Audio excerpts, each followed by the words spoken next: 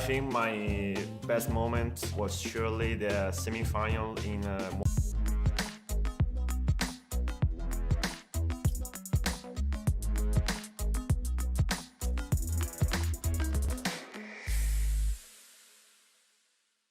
My most representative animal is the chicken, because my surname is Gallo, which means in English chicken. So Hi, I'm Valerio Gallo, also known as Williams Biracer or the VTEC boy, and I'm from Italy, and I'm currently in the Williams esports team. About racing remotely, I think it's a good advantage because you are alone with yourself and you can focus on the competition. My favorite GT car is obviously the Anthem SX. My favorite GT track, Lago Maggiore. I think my best moment was surely the semi-final Monaco World Finals in 2019. My favorite food is the spaghetti.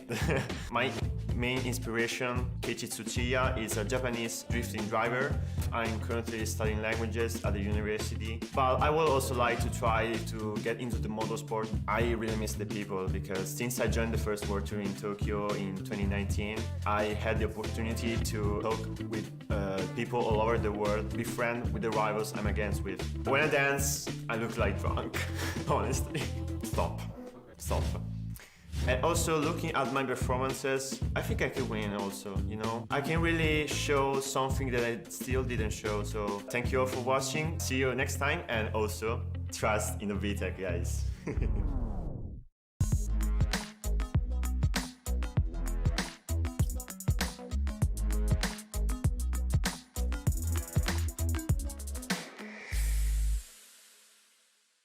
Eu trocaria de vida com o Lewis Hamilton, porque é meio óbvio, né? Ele é o maior de todos hoje.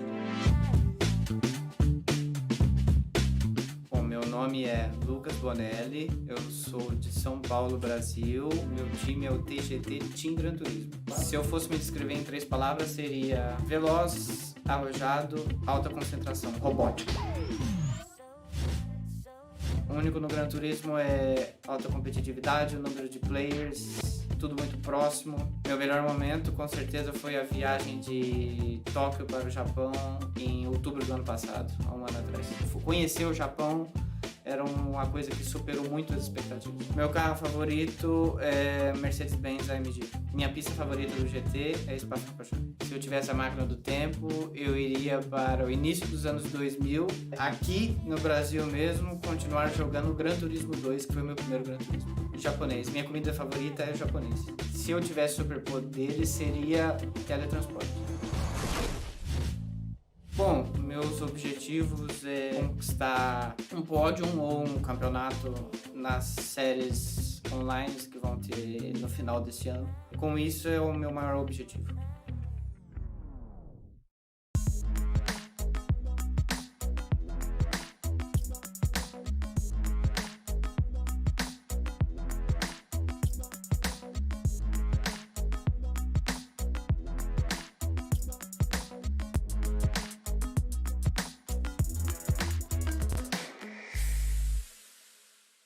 If I was in baseball, maybe I would try to spy someone that I really like to the girls' room.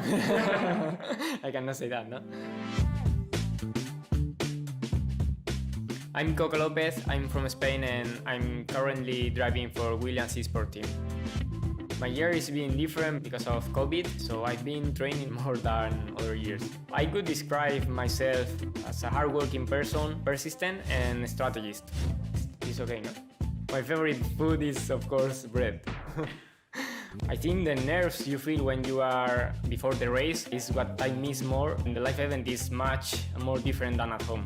My favorite GT car is the Super Formula SF19. My favorite GT track, there are 2, but Barcelona, of course, because it's Spain, and also Autopolis. There are 2 moments from 2019 which are my favorites. One is when I did the pole position in the Nürburgring World Tour, but the other one is when I got the 2nd place for BMW in the Manufacturer Series at Tokyo. My goal for this year is to try to improve the result of last year. Now it's time maybe to fight for the podium. My biggest addiction is having fun.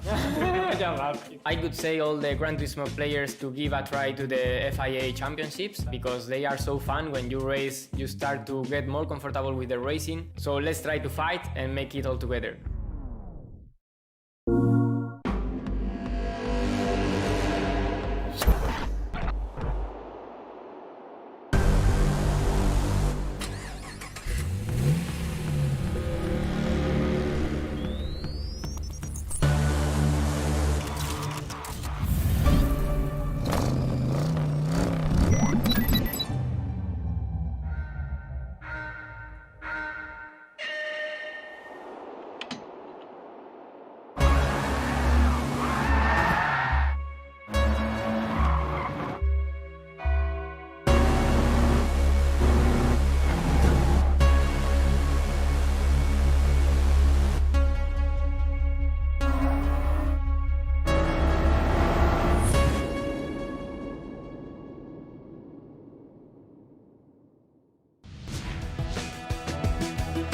Hello and welcome to the FIA certified Gran Turismo World Finals 2020 coming to you live. My name's Julia Hardy and it is my supreme pleasure to have you here today for what is the climax of the Gran Turismo calendar. We've got 3 days of some of the best sim racers in the world from around the world, just all for your viewing pleasure, a whole bunch of championships to be won. But before we get into the nuts and bolts of that, I just want to have a quick kind of tip of my hat to a brand new member of the Gran Turismo family. Yes, take a look at this, the Toyota GR Yaris. Beautiful car. It's been on set for like a couple of days while we've been rehearsing, and basically everyone from the cast and crew is now a little bit obsessed. Actually, that's an understatement. Fully obsessed with it. As I said, over the next 3 days, we've got the Manufacturer Series, we've got the Nations Cup as well, and we also have the GR Supra GT Cup 2, which, if you missed any of the action from last year, here's a little bit of a recap for you.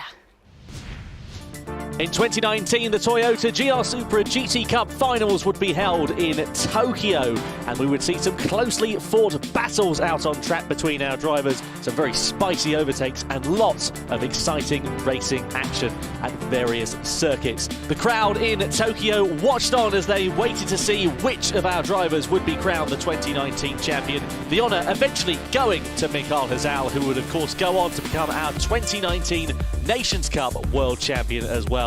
A meteoric achievement from the German driver.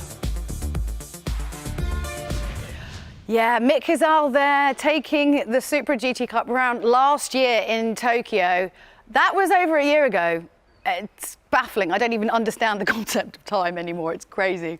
So yeah, we have got a whole bunch of new competitors in the mix this year, which Tom and Jimmy are going to go into a little bit more later on today. But we are definitely going to be seeing a new champion crowned because Mick isn't in the mix this time round.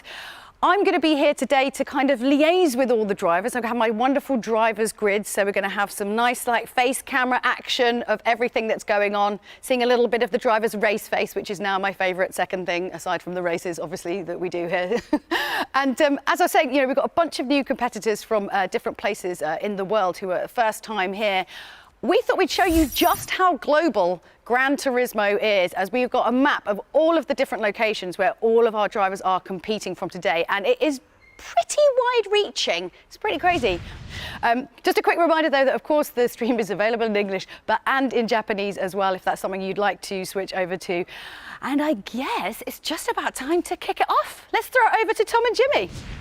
Thank you very much indeed there, Julia. Yeah, welcome along then to the Toyota GR Supra GT Cup finals then.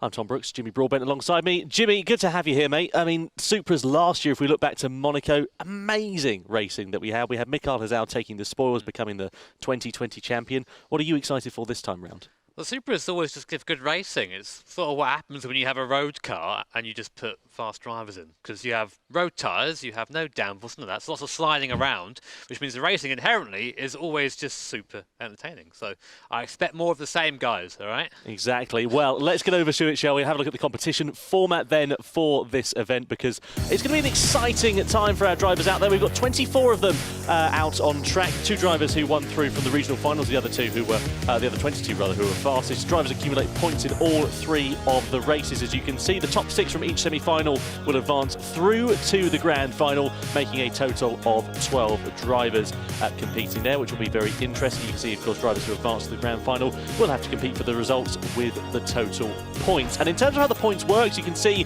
it's 6 points down to 10 for the points in semi-finals A and B, and then double points essentially for the grand final.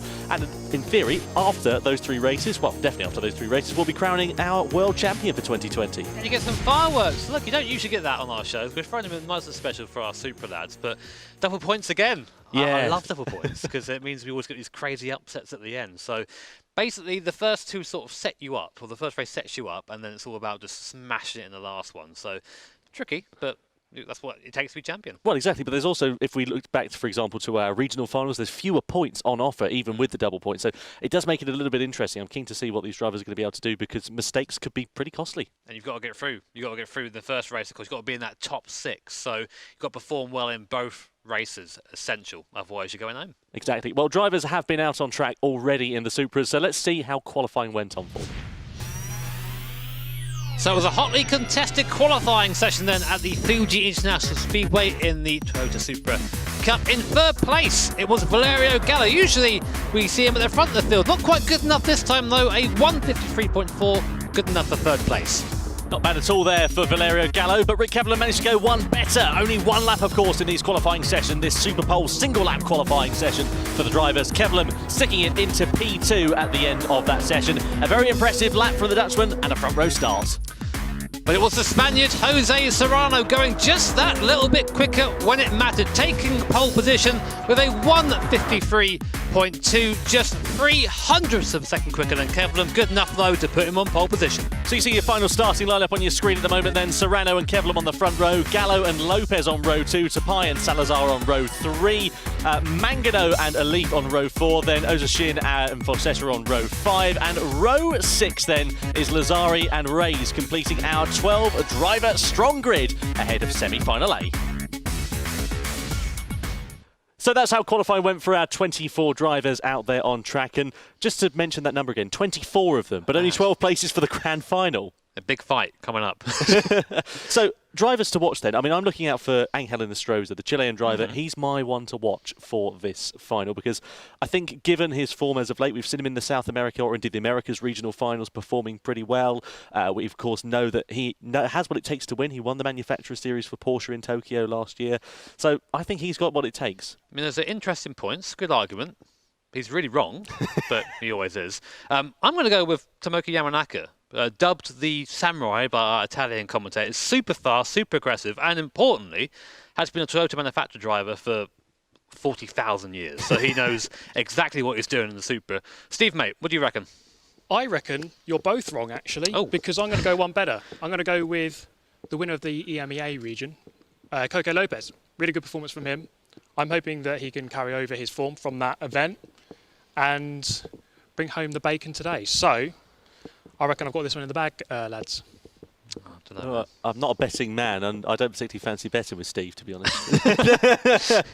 Goodness me. Well, anyway, drivers getting ready to go out on track ahead of the first races for the World Finals of the Toyota GR Supra GT Cup here on GT Sport as well. And before that, we've got some more GT stuff coming up, a new and exclusive GT Anthem to get us underway.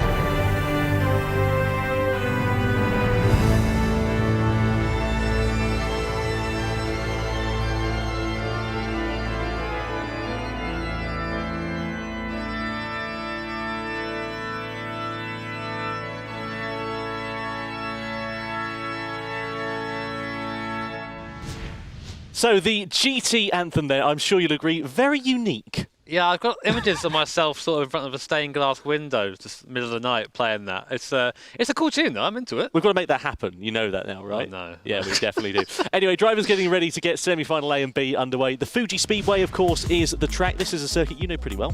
Yeah, driven here forever, it feels like, in many different Gran Turismo games, of course.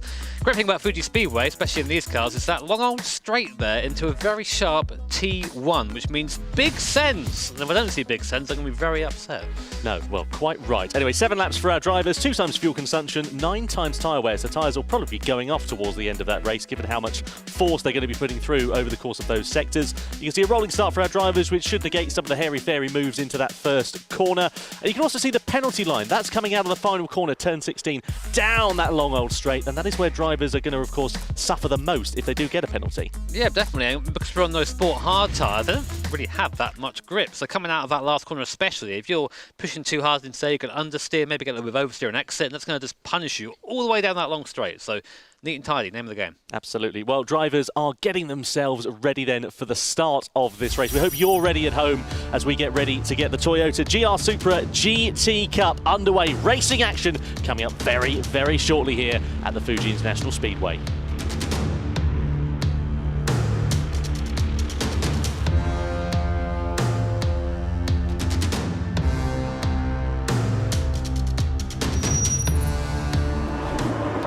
The competitors then lined up on the grid ahead of semi-final A for the Toyota GR Supra GT Cup, and here then is how the field lines up ahead of the first race. Then Jose Serrano from Granada in Spain lines up on pole position. The young Spaniard heads Rick Kevlar from Holton in the Netherlands.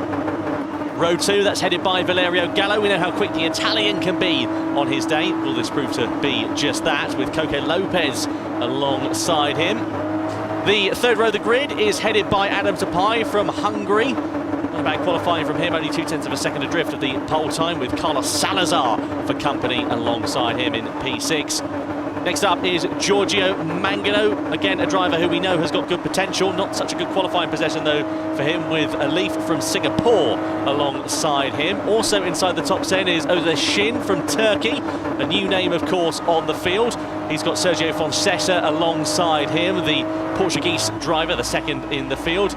Luca Lazzari, the Italian, lines up P11, and he for company has got Reyes alongside him in P12. So the drivers then lined up on the grid, 7 laps here at the Fuji International Speedway. Jose Serrano will lead the field from pole position. No tyre changes though here, Jimmy, but tyres will be probably quite worn towards the end of this race. What do we reckon before we get this one underway? Yeah, sports hard tyres round here, Tom. So drifting around as you do in this car, those rear tyres are probably looking quite sorry towards the end. You can't, of course, help but think Jose Serrano's in a great position here. He's had great momentum recently as Jose, really very quick and come onto the scene with a bang. Let's see if he can continue that here in semi-final A in the Super Cup.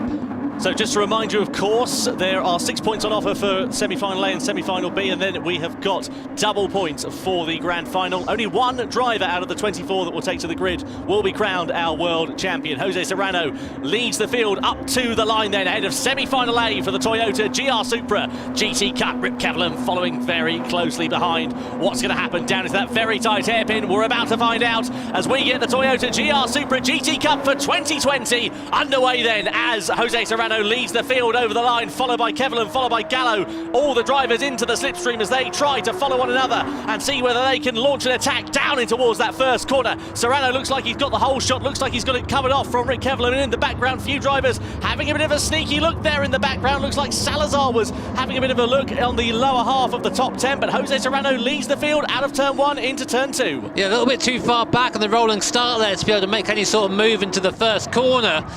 So everyone stays where they are for now. Jose Serrano still leading here, the view back from our leader at the moment. Rick Kevlar behind, a little bit sideways coming out of the left-hander here. Now we go through 100R, which goes on forever and ever and ever, especially on these sports hard tyres. You can see behind Kevlar getting it sideways on exit. That's what I was talking about, Tom. Those rear tyres are going to be absolutely knackered at the end of the race if you drive like that. So Rick needs to try and keep it in check a little bit. Let's see what is going to happen then with these drivers. We ride on board with Koke Lopez, of course, the European region champion. Bit of dust being kicked up from Valerio Gallo in the foreground there. These drivers, of course, have been practicing left, right and centre over the course of 2020. It all comes down to these events, and one would imagine that it's not going to be long before we see a few people making a few moves. You can see these drivers all pretty much running nose to tail as they come through into this really fiddly final sector, and it must be horrible, this one, for these guys, because they're just waiting and waiting and waiting to get onto the power, but it never really happens. Yeah, these things, of course, these Supras are fairly quick road cars, but they are just that, road cars. So the weight transfer through here really plays a big part of how quickly you make it through this last sector. Now we come up to that all-important last corner. Very slow and very clumsy. As Gallo goes for a dive on Rick Kevlar there. Catches the Dutch driver unaware. Goes up into second place. He'll be slow off the exit, though, due to the tighter apex line. So now they're going to be fighting for Serrano's toe, going down towards T1. Looks like Gallo's got it for now. If Kevlar's clever, he'll drop back in behind Gallo and try and use that toe to slingshot by down towards the first corner. So here we go then, side by side on the straight. You can see Kevlar is trying to use the advantage. He's got the advantage of the slipstream in front from Serrano. Pulls to the outside then, coming down to the first corner. But later on the brakes is Valerio Gallo, just a couple of metres, and he's going to nearly have a look at Serrano. Is he going to be able to make the corner though? Oh, he's way too deep. So Gallo goes straight on at the first corner, loses out to Serrano and Rick Kevlar. So all of his hard work now is undone again. So the Italian goes potentially from a race-leading spot back down to third. Another mistake from Valerio Gallo. We've seen a few of them now in these big pressure events. They seem to just creep in. And now, where he was fighting for the lead, he's now trying to defend from third place from, of course, our EMEA regional final champion, Koke Lopez, who smells blood in the water. Now, this was very interesting, missing that T1. It's happened a few times. Lopez now starting to get sideways, tries to keep neat and tidy behind Gallo. But you know, as soon as you hit that brake pedal, if it's too late. And I can almost hear the curse, Italian curse words there going down towards T1.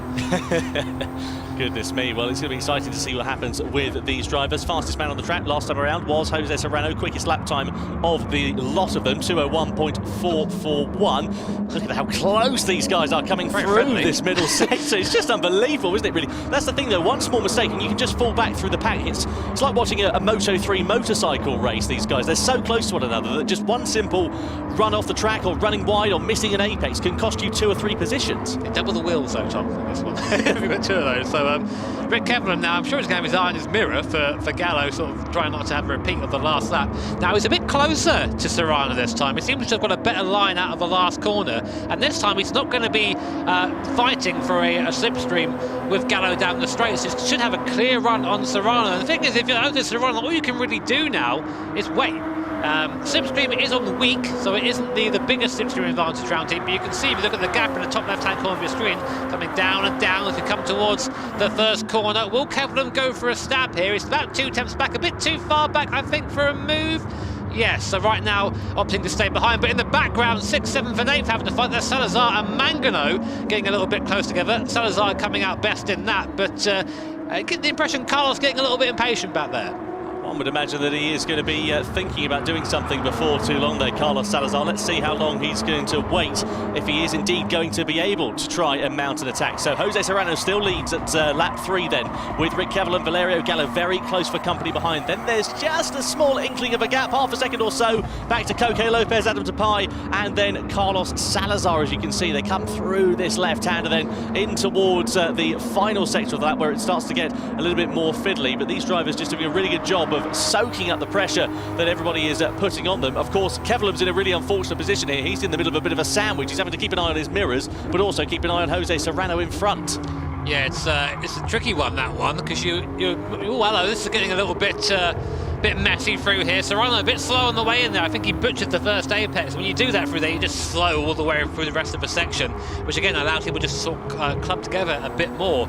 And right now, there's not much between all these top 4 drivers. Koke Lopez hanging in there as well, and behind Koke Lopez, who haven't really seen too much of so far, is Adam Tapai. There he is there in 5th place. So really it's a 5-car scrap now for the lead, with Jose Serrano leading, and he lunges into the last corner. No, but I did see Serrano go a little bit wide there, trying to get a later apex and a better exit. It actually worked out fairly well for him. He got a good run out of the last corner there. Kevlar did not, but Gallo did. So Kevlar now is now looking, as you said, both forward and in his mirrors, and we've seen how aggressive Gallo's been so far. Will we see another move down into T1? So down the straight we go then to start lap number 4, very much in towards the closing stages of this one. Ronnie on board here with Koke Lopez in the forefront of his shot. There's Valerio Gallo looking onto the back of Rick Kevlar, but not close enough to make a move. Bit of a tighter line going in there for Kevlar. Is that going to compromise his exit speed out of the first corner? You bet it is, because Gallo's got a great run coming out of turn 1. As they come up in towards turn number 3 then, that could potentially be an opportunity, but not so here for Valerio Gallo. Certainly, I would say he looks like the quicker of the 2 drivers at the moment. And I wonder how long it's going to be before he has a move, because it's all about timing in this race. As we've mentioned before, it's a bit of a high-speed game of chess, and even in this 100R corner, you can see just how much more speed he's got compared to Rick Kevlar, but he's just not able to find a way past. But he has a little bit of a lunge down into the left-hander goes Valerio Gallo on the inside of Rick Kevlar, but Kevlar's got good speed. He's going to pull alongside though on exit is Gallo. They run side by side coming through the right-hander then. Kevlar's got the inside line, he's got track position, and he for now at least retains second place. It's tricky when the guy in front of you is just as fast as you are to try and find your way around, and as you can see, Kevlar sort of driving down the middle of the road coming down to this hairpin, this chicane through here. It's so slow and so clumsy, especially in these rear-wheel drive Toyota Supras. You've got about 380 horsepower underneath your right foot there. It's very, very slippy on these sport hard tyres, so getting the exit out of the corner, it's all about throttle control. But time's running out, Tom. You know, we're already coming up to the end of lap 4 onto lap 5, and Gallo looks like he's got the pace to be at the front. He just can't get there.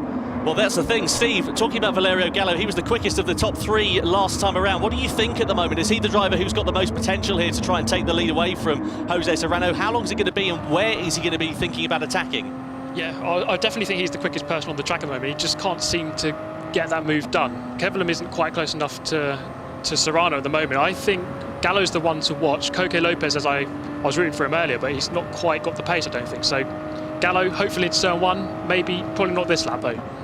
Cheers there, Steve. Just having a look at the lap times last time around, it was actually the Hungarian driver, Adam Tapai, who was quickest in P5. Look at how close Kevlar gets on the brakes into the first corner. This is where they're going to be thinking about doing a bit of a rehearsal, I would imagine, before these last couple of laps as well. Yeah, sometimes you do that if you're the car behind. You sort of try a little cheeky move and see if the guy in front reacts. And if you see him look at his mirror, if you see him sort of twitching the brake, you think, right, okay, he's watching me now.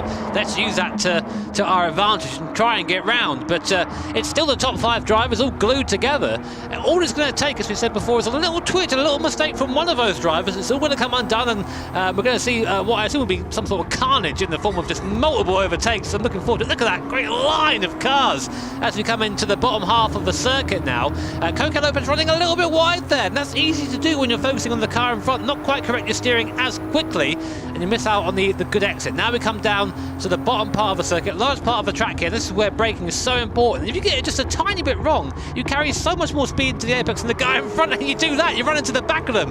Give him a little tap on the bum there. Hello, mate, come on, get on with it. Let's get to the front.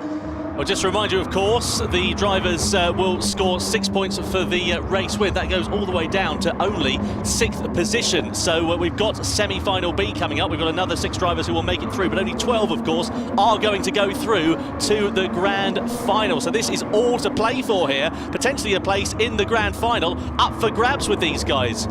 Yeah, definitely. They're all fighting right now. Of course, that means Mangano's got the last spot at the moment. He's just about defending it from side to side behind our lead group. We'll keep an eye on that as well as we get towards the end of the race. But now, we go down the straight once more. 1, 2, 3, 4, 5 Supras all in a line. Every driver from a different country. You'll love to see the diversity in this GR Supra GT Cup as we come down towards T1 now on the 6th lap. Here's the view back from our leader, Serrano. Kevlar, again, not quite close enough. Looks like Gallo's going for a late lunge, so very, very late on the brakes. Chucks the car out the inside. He's got a wheel on the quarter panel. Kevlar, though, forces him to slow down on the apex there, and that's something around. So you can't just drive out to the exit of the corner when there's a car there. So whilst Gallo got the inside line and made the move, he just couldn't get on the throttle and couldn't get past Kevlar on the exit. Smart driving there from the Dutchman. Nice to see for Rick Kevlar. Just gives a little bit of breathing space there for Jose Serrano. That gap now up to 0.4 of a second. You can bet your bottom dollar that's going to come crashing down before the end of this race, but it just gives him a little bit more breathing room in that first sector as it stands. You can see Valerio Gallo there looking really, really on the raggedy edge here. Steve, what do you make of this onto the as we come ready into the final lap? Yeah, it just really screams of a world final because the quality is so high. They're all driving almost perfectly at this point in time. There's no mistakes being made, and I think we're going to have to wait for one if there's going to be an overtake in the last lap and a half. Here we go then down to the bottom of the circuit, and Rick Kevlar getting a little bit wrong on the brakes. I think he's just getting a little bit impatient now, as is Gallo behind. And you have to think the gloves are going to come off for this last lap. Let's go, looks up the inside in the mid-sector, not traditionally an overtaking place. And again, not so much this time as Raul, but this top 5 all being held up, I think, maybe, or just being dragged along by Serrano out front. He's managed to maintain about half a second gap for the majority of his race so far. So if he can just keep that for now, he'll be sitting pretty. But right now, these top 5 guys are going through, and Mangano behind. But there's still that last slot up for grabs, of course, behind us. Coming in now onto the last lap, second to last time coming out of this hairpin. And it seems everyone through there okay, no one really getting a good run. Let's see what Koke Lopez can do, though. He's gaining on Gallo in 3rd. So the drivers running nose to tail as they come over the timing line then to start the final lap for semi-final A. Just to remind you, the top 6 drivers will secure their place in the grand final. Is anybody going to think about a late lunge into that first corner? We've seen it not pay off for the likes of Valerio Gallo, and the drivers just being a little bit patient going into that first corner here. Gallo, though, very close on the brakes. He's so good on the brakes into that first corner. Closes up onto the back of Kevlar, but just doesn't have the opportunity to make a move at this point. Just nowhere to go, you know, all these guys are within the same sort of upper 1% or 0.5% of all drivers in the world in GT. So when you're driving against people that good, even if you're fantastic on the brakes, the guy in front of you is still also good on the brakes. So it's been a little bit of contact a bit further down the field, but we'll focus on this for now. Jose Serrano, though, what a race from the Spaniard. Very young, 18 years old is Serrano, and he's just proven the maturity with this drive. He's led from the front, not been hampered by the pressure from Kevlar behind. Still got a half a lap to go, but it's been a great drive from the Spaniard so far. Only turned 18 this year as well, hasn't been able to compete in World Tour events previously. Meanwhile, here is Valerio Gallo on the defensive against Koke Lopez, then coming into the right-hander. Is there going to be a change of position there? Not quite at the moment there. Gallo does just hold on for 3rd place at the moment, but Lopez looking very aggressive. Bit of daylight between Serrano and Kevlar, and Gallo and Lopez now then for those podium positions. Is Kevlar going to think about something, maybe a late lunge up the inside of Jose Serrano? But look at Gallo now. He's gone from attacking to defending. Here comes Lopez down the inside into the left-hander. Lopez on the inside and through into 3rd place, but Gallo's going to have the inside line for the next corner. Will he have the track position and the momentum to use it? He certainly does. They run side by side through the final turn then. Gallo on the inside, Lopez on the outside. It's going to be a drag to the line for the final podium position. It looks like Serrano's just going to hold on for the race victory ahead of Rick Kevlar. What a race from the Spaniard. He takes the spoils in semi-final A. 2nd place for Kevlar, and to the line almost for 3rd place, with Lopez getting the better. Gallo in 4th, Tapai in 5th, and Mangano finishing inside the top 6. What a brilliant GR Supra GT Cup semi-final A race. That was a great finish there. Lopez really picked his moment, didn't he? Just slid on through, didn't give Gallo a time to return, and then made sure to have the better exit coming out the last corner, and that's what decided that last podium place. And Gallo, who looked like the fastest person out there, just couldn't quite make it work. 4th place. Well, the top 6 drivers, of course, will make it through. Commiserations to Carlos Salazar. He was really quick at some points in those races. Sadly, did not have enough to make the cut. But that then does bring an end to semi-final A. What a fantastic way to start the GR Supra GT Cup finals. Coming up in just a few moments' time, we're back at the Fuji Speedway for semi-final B for the Toyota GR Supra GT Cup. Going to be exciting to see who will be the final 6 drivers that make it through to the grand final here in these Supras. Then let's see what is going to happen with the remaining 12 drivers out on track. But let's head over and have a look at some highlights then from semi-final A. It was a rolling start, Jimmy, and that kind of left us and waiting until the end of the first lap for some action. Yeah, not quite close enough to make a move in the first lap, but that didn't stop Valerio Gallo having a look in right at the end on Rick Kevlar, diving up the inside, door was left open. Gallo tried to go through it, but then got a bit too greedy coming down at T1, overshot the exit, and then made sure his leading opportunity was well and truly done. Yeah, he was having a big fight with Koke Lopez then going into the final sector on the final lap. The Spaniard eventually getting himself ahead of Valerio Gallo, and Gallo actually lucky in that respect to hold off the charge of Adam Tapai, who was very close behind. But it was Jose Serrano, the Spaniard, who claimed the checkered flag ahead of Kevlar, Lopez, Gallo, Tapai, and Mangano, the drivers who make it through into the grand final. Salazar, Alif, Oshin, as well as Foncesa, Lazari and Reyes, sadly do not go any further here ahead of semi-final B. But let's go over to Julia then, shall we, who's with our winner from semi-final A of Jose Serrano. Yes, we've got Jose on the line with our very own Lucas, who's there to help us translate. So, Jose, first of all, congratulations. How did you manage to keep your cool? Because the pressure was on all the way through that. Bueno, José, enhorabuena. ¿Cómo has mantenido esa presión, no? Porque ha sido una carrera muy intensa. Bueno, la verdad es que, bueno, mirando los espejos más bien, ¿no? Pero sabía que Rick era muy limpio y Valerio también. Así que nada, he confiado en ellos y nada, salió perfecto. Well, it was tough watching the mirrors, but Valerio and the guys behind me were really fair play drivers. So yeah, it was pretty intense, but I could control them. So it was nice. Yeah, very, very well done. I suppose I have to ask as well that, you know, now that you're 18, you've finally been allowed to, you know, compete in the Gran Turismo Championships. Have you just got so much energy now that it just seems like you're just on a roll? You've been performing so well. Sí, José, bueno, has cumplido 18 años, has estado esperando este momento mucho tiempo y has venido con muchísima fuerza, ¿no? Estás teniendo un rendimiento extraordinario.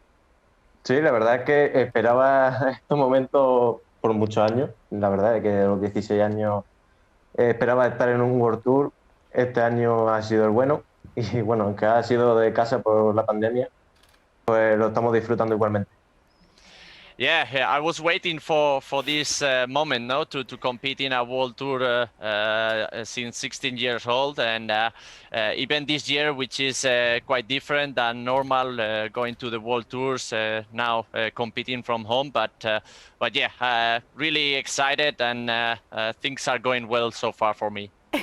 And actually, I've got a question for you, Lucas, which is, you know, you've had your eye on Jose this whole time. Should the rest of the GT competitors should they be nervous now that he's been unleashed into the world? Should they be worried? Yeah, for sure. No, we you know, we were watching Jose from long time ago, and we were always commentating that we were looking forward to have him on the World Tours as soon as possible, and yeah, he's proving that he's one of the to watch, and I'm sure all the competitors will be really, you know, under pressure because he's another tough competitor. Oh, fantastic. Well, look, congratulations, Jose, and thank you so much, Lucas, for helping facilitate that and for your answer there. And now we're going to chuck it over to Jimmy for some tips and techniques. So today might be about the GR Supra, but recently Toyota released another awesome piece of machinery, this time the Toyota GR Yaris. Now, I'm a massive fan of this car. I am very bad at hiding it, as is pretty much every member of staff here at the moment. So I thought it would be a really great idea to take you out on it. We're going to be driving at Fuji, where our guys are driving today in the Supras, and giving you a bit of a run around and a bit of a description of what this car is like to drive and what makes it unique, because this car is 100% unique. So let's jump in. Let's get in going straight away. I'm even going to use the onboard camera here for all you purists. I know that'll keep you happy.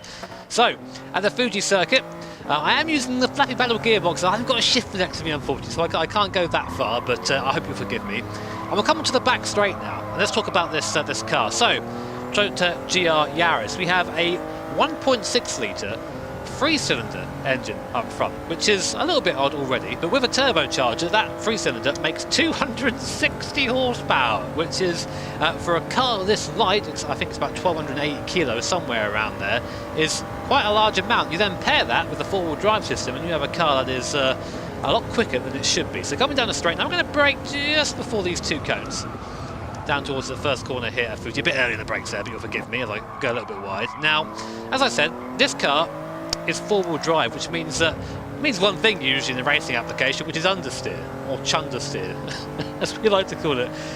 So the way you want to try and combat that is be a bit easier on corner entry. Get the car straight and then get on the power in a straight line coming out of the corner. With four-wheel drive, it's very easy to go in a bit too hot and then find yourself just recovering throughout the entire corner. 100R here is a really good example of what happens when you get slightly wrong. So the front now starting to push as I get a bit aggressive on exit. But really, if you get the car lined up, slow down properly, the launch can be excellent off the corner. Because you've got four-wheel drive, you can just mash the throttle, not worry about anything, and leave people behind you. Now we're coming down to a tighter section. Again, this really shows off the characteristics of this car as we go down the hill. You know, it's 120 mile an hour or so before breaking down here, so we're carrying quite a bit of speed, heavy on the anchors. Second gear, a little bit enthusiastic on the way in. And this is where you can really throw this car about a bit. You should use that four-wheel drive. Get slow. It's not the neatest way, not the fastest way through, but it's one of the most fun. Sometimes we like to enjoy ourselves a bit. And you can really turn the car on the initial hit of the brake pedal. So it's good to sort of start rotating the car on the brake, then almost catch it on the throttle, how we were doing in the Tsukuba race that Steve and I did recently on the regional final, where he booted me off the corner. Not very nice at all. So coming around now to the last part of a lap. Now this part of a lap is important in any car, especially for our guys in the Supras later on. We'll make sure we get a nice clean exit here. That wasn't one. I'm enjoying this sort of this precedent. If I tell you how to do something, then I don't do it myself. And then go down the straight, and that is a lap at Fuji.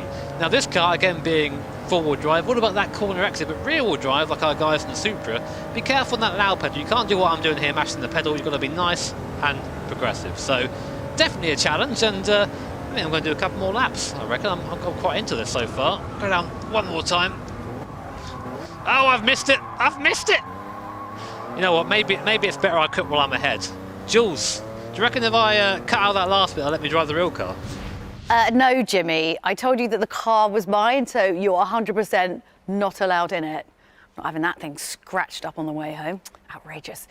Well, as we said, you know, Gran Turismo is a global competition. We have people from all over the world. We had a quick visit with Jose Serrano, who's from Spain, a little bit earlier on. But now we're going to go all the way over to Chile to have a little look into Ingel Inostroza and find out a bit more about him. He's, you know, fresh and hotly off some really, really fantastic driving in the regional finals. So he's definitely one to watch out for. Let's find out a little bit more about him.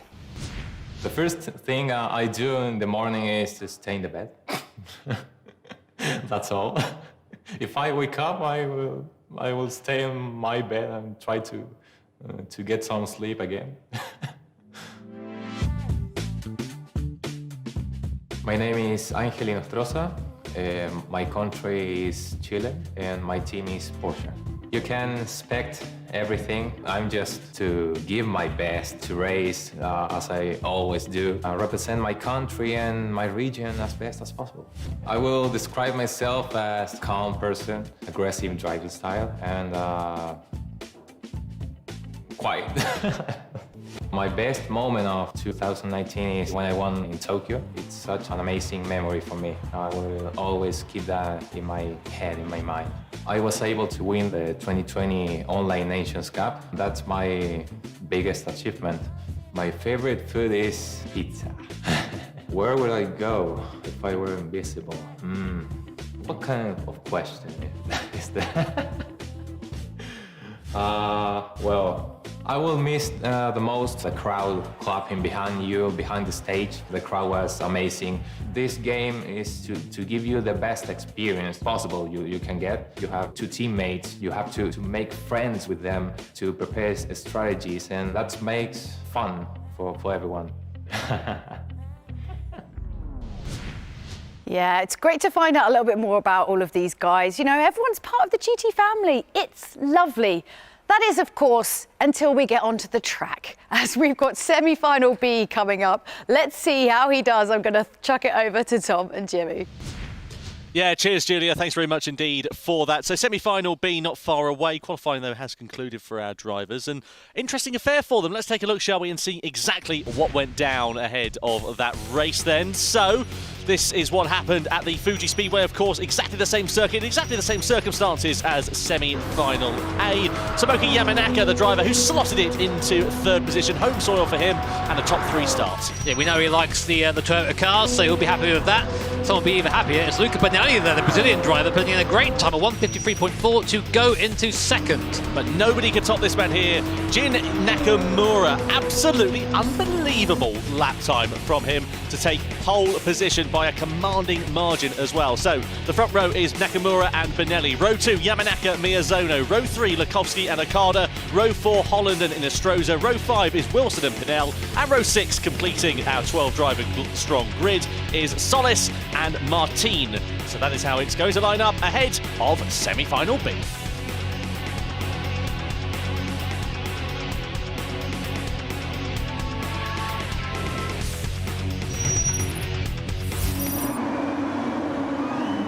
Here are the drivers then, lined up on the grid ahead of semi-final B for the Toyota GR Supra GT Cup then. It's going to be interesting to see how the 12 drivers will fare. Jin Nakamura lines up on pole position. Alongside him on the front row grid is Luca Benelli, the Brazilian driver. Row number 2, that's headed by Tomoyuki Yamanaka.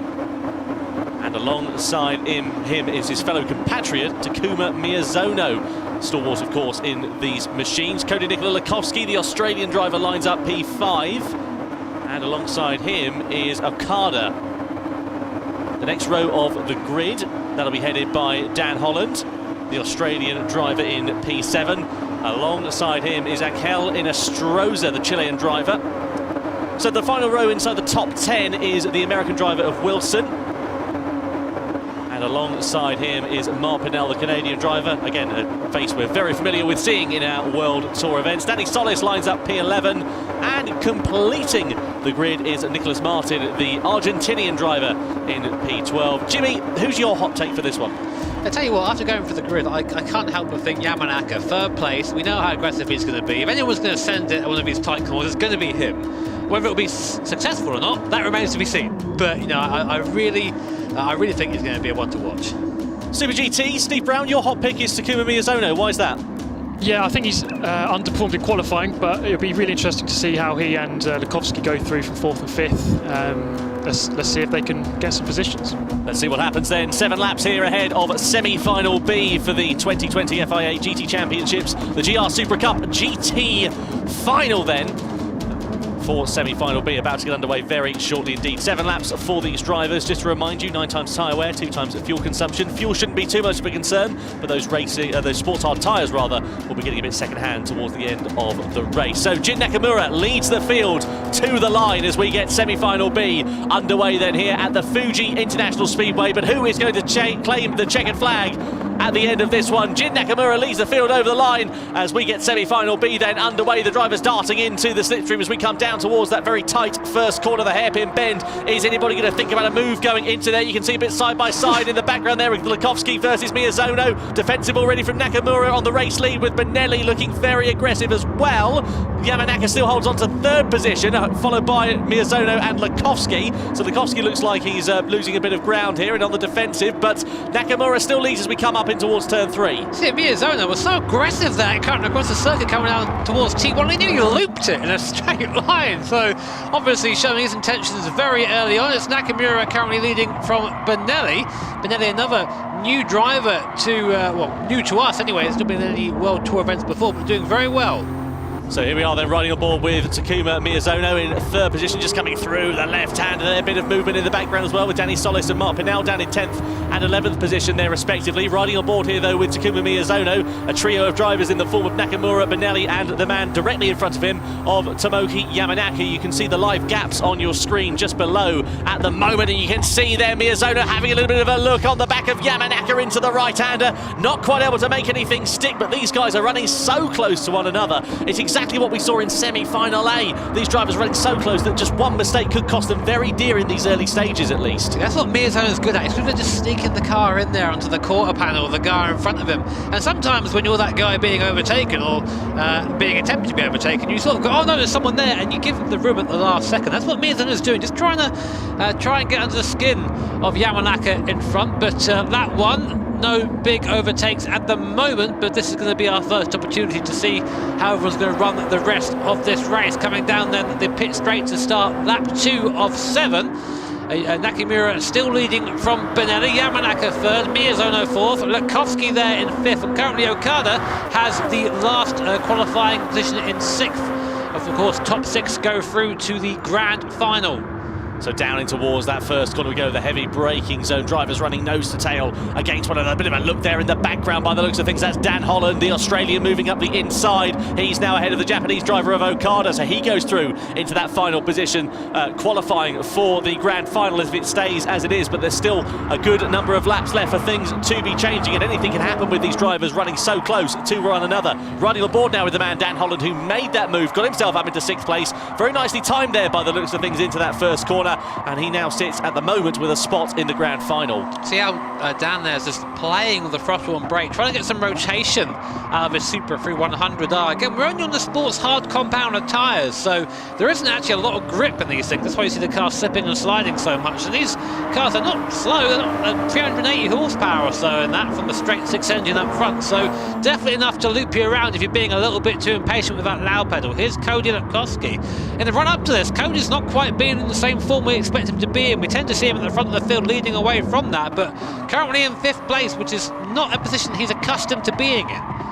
It certainly isn't. I wonder whether if it stays as it is, he can turn things around for the grand final. But like you say, he does like to lead from the front, and he is able to do a good job of that. But when he's in the pack, well, we'll see what happens with him. He's not made any forward progression in this race so far, coming towards the end of lap 2, but as we've mentioned earlier on, still plenty of time for things to change. No such problems though for Jin Nakamura, the Japanese driver, leading the way then as he comes round the final corner and gets ready to come over the timing line once again, doing an almost identical copy of what we saw Jose Serrano doing, just leading from the front and not making any mistakes. Yeah, I think it would have been a bit nice to have this race start a little bit closer, I think, after the rolling start, because as such, of course, they have a little bit of time to just get that little bit of a gap between each other, and then we find ourselves in this position where no one can really attack at the moment, but doesn't mean we are not going to see any of that, as Benelli there had a look at Nakamura, not quite close enough though. On board now, Miyazano in the mirrors. I just saw Lukovsky there. That's always scary to see Lukovsky diving up the inside. He's a man who had a little bit of a reputation when he started here in the GT event, so he's definitely calmed down a bit since the start of here. Here's Takuma Miyazono, of course, riding high at the moment, but not really much of a threat to Yamanaka at this moment in time. Yamanaka holding on okay. Well, my prediction's gone out the window. Angel Nostroza was the driver I was looking forward to seeing out on track, and it's not gone well for him so far, down in 8th position. Made a little bit of progress so far in this race, but not quite enough to qualify for this grand final as things stand. So you can see these drivers, they're all so close to one another. A little bit of daylight between 8th and 9th position. That's Nostroza in P8, and then Douglas Wilson, the American driver, who sits in 9th place as it stands, just coming through the right-hander into the heavy braking zone. We saw a few moves being made here in semi-final A. Will we see a repeat of things in semi-final B? Let's go over to Super GT. Steve, what do you think of this race here so far? It's been a bit of a slow burner on lap 3, but there's plenty of potential for it to pick up. Yeah, I've just been remarking how incredible the consistency is. Much like semi-final A, they're both races have been of incredible quality. I mean, the top 6 all did a lap within 1.5 tenths of each other on that previous lap, so all of them are very, very consistent. We're waiting for that mistake essentially at the moment. This is the thing I think sometimes it can be lost a little bit when you watch these races, is that you think, oh, I could easily overtake there, I could get into that, but these guys are all at the top of their level, and when they all make it look easy, you think it's easy.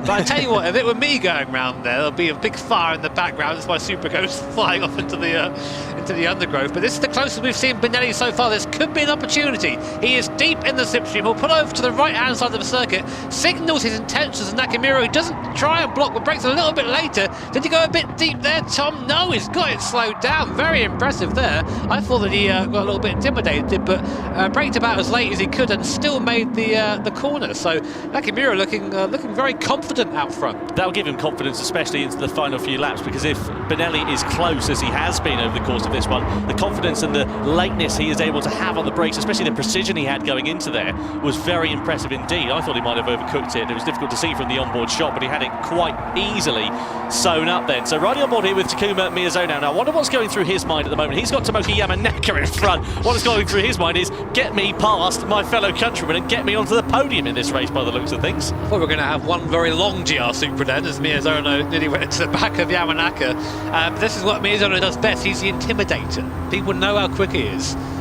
so he can just sort of send it onto the back of the car in front. But he's trying against the wrong guy. He's trying against Yamanaka. I guarantee you, Yamanaka's not looked in the mirror once in this race. His only intention is to go forward, so he's going to try and get to the back of Benelli. This is probably the most important sector of the course. It dictates what the gap is coming onto that long straight. You see Mierzano struggling a little bit through that clumsy section. Now through this left-hander, and again, just not quite getting that same apex with that same exit as Yamanaka is. Some kind of solace for me, at least, with my hot pick with Angelina Stroza down in P8. He's just at the fastest lap last time around, so that's something for me to smile at. You're really trying to play that off. Really got to try and, you know, find the positives in a negative situation here for me, and indeed for Angelina Stroza, respectively, at the moment.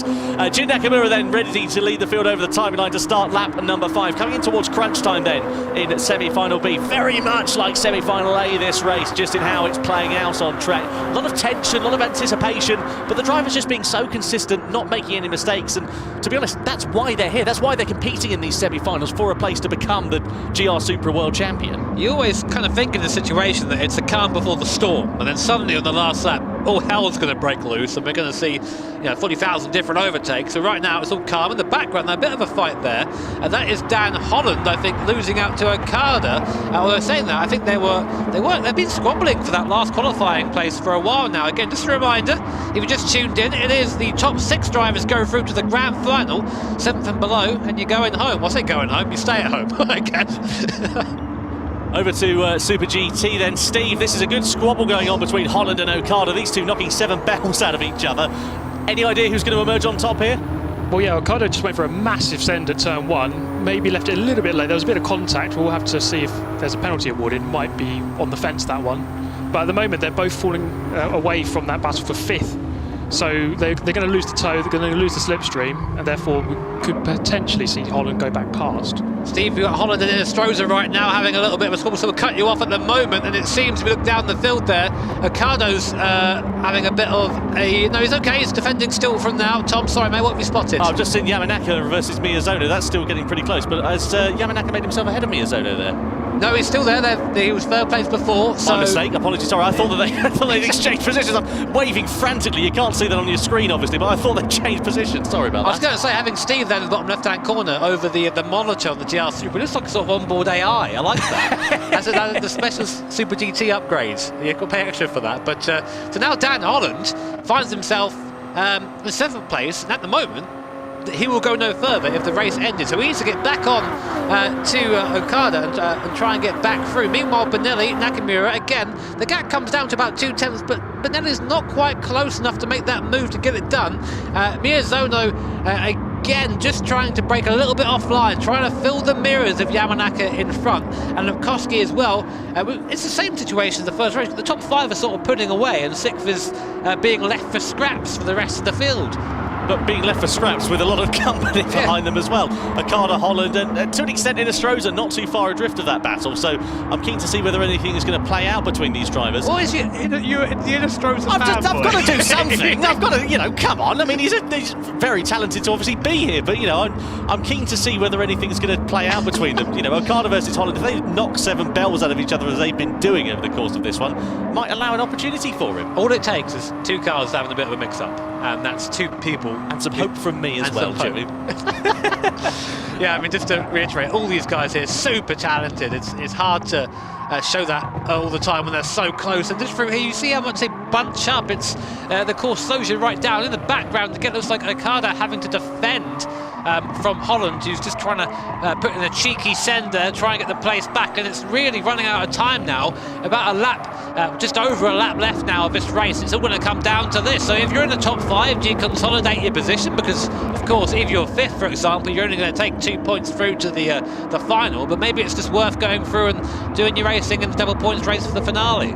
Yeah, cut your losses and just do a good job. Maybe that's what you need to be doing. So ready to come on to the final lap then. Jin Nakamura, once again, as he has done, led every single lap so far. Is Luca Benelli going to be able to do anything about that, though, as they come over the timeline once again? Of course, Nakamura is the only driver out of these 5 that does not have a slipstream, and maybe that is going to be an opportunity there for Benelli. But again, so level in pace they are. Here comes Benelli. Nakamura knows that, goes defensive, coming down in towards T1. The Brazilian on the outside of the Japanese driver, but not able to make a move, parking it on the apex there, not allowing an opportunity for Benelli to find his way past, getting a good exit out of the first corner, and not allowing the Brazilian to close up too much. The thing is, if you're in Benelli's position, you want to get by Nakamura, but if you make a lunge sponge it, then Yamanaka's right there to try and pick up any pieces. So I think right now Benelli, he's maybe a bit quicker than Nakamura again, right on the boot lid coming through 100R, but it's very much single line through. You can sort of have a stab down here if you're feeling a little bit aggressive. Yamanaka looking very, very fighty in the background there,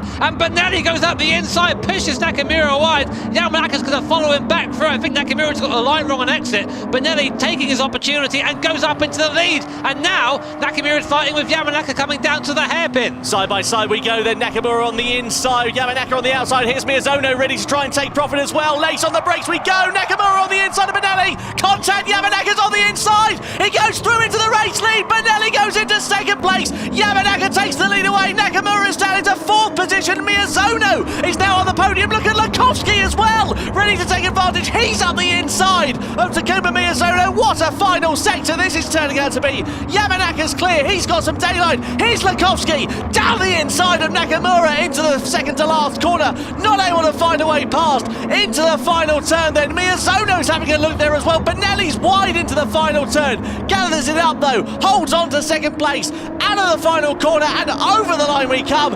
Tomoki Yamanaka takes an unlikely victory in semi-final B from Benelli from Nakamura. It's so close behind. It looks like Lukovsky's going to take fourth place ahead of Miyazono and Okada. But what a race, and Nakamura gets a 2-second penalty. That means he's out. He's out of the grand final. I don't believe it. Wow, what drama on the final lap. That was for down the bottom there. His send at the end, or trying to get his position back, he knocked another driver wide and just got given the 2-second penalty. And from leading the entire race to then out, just like that. That's how tight it is in these races.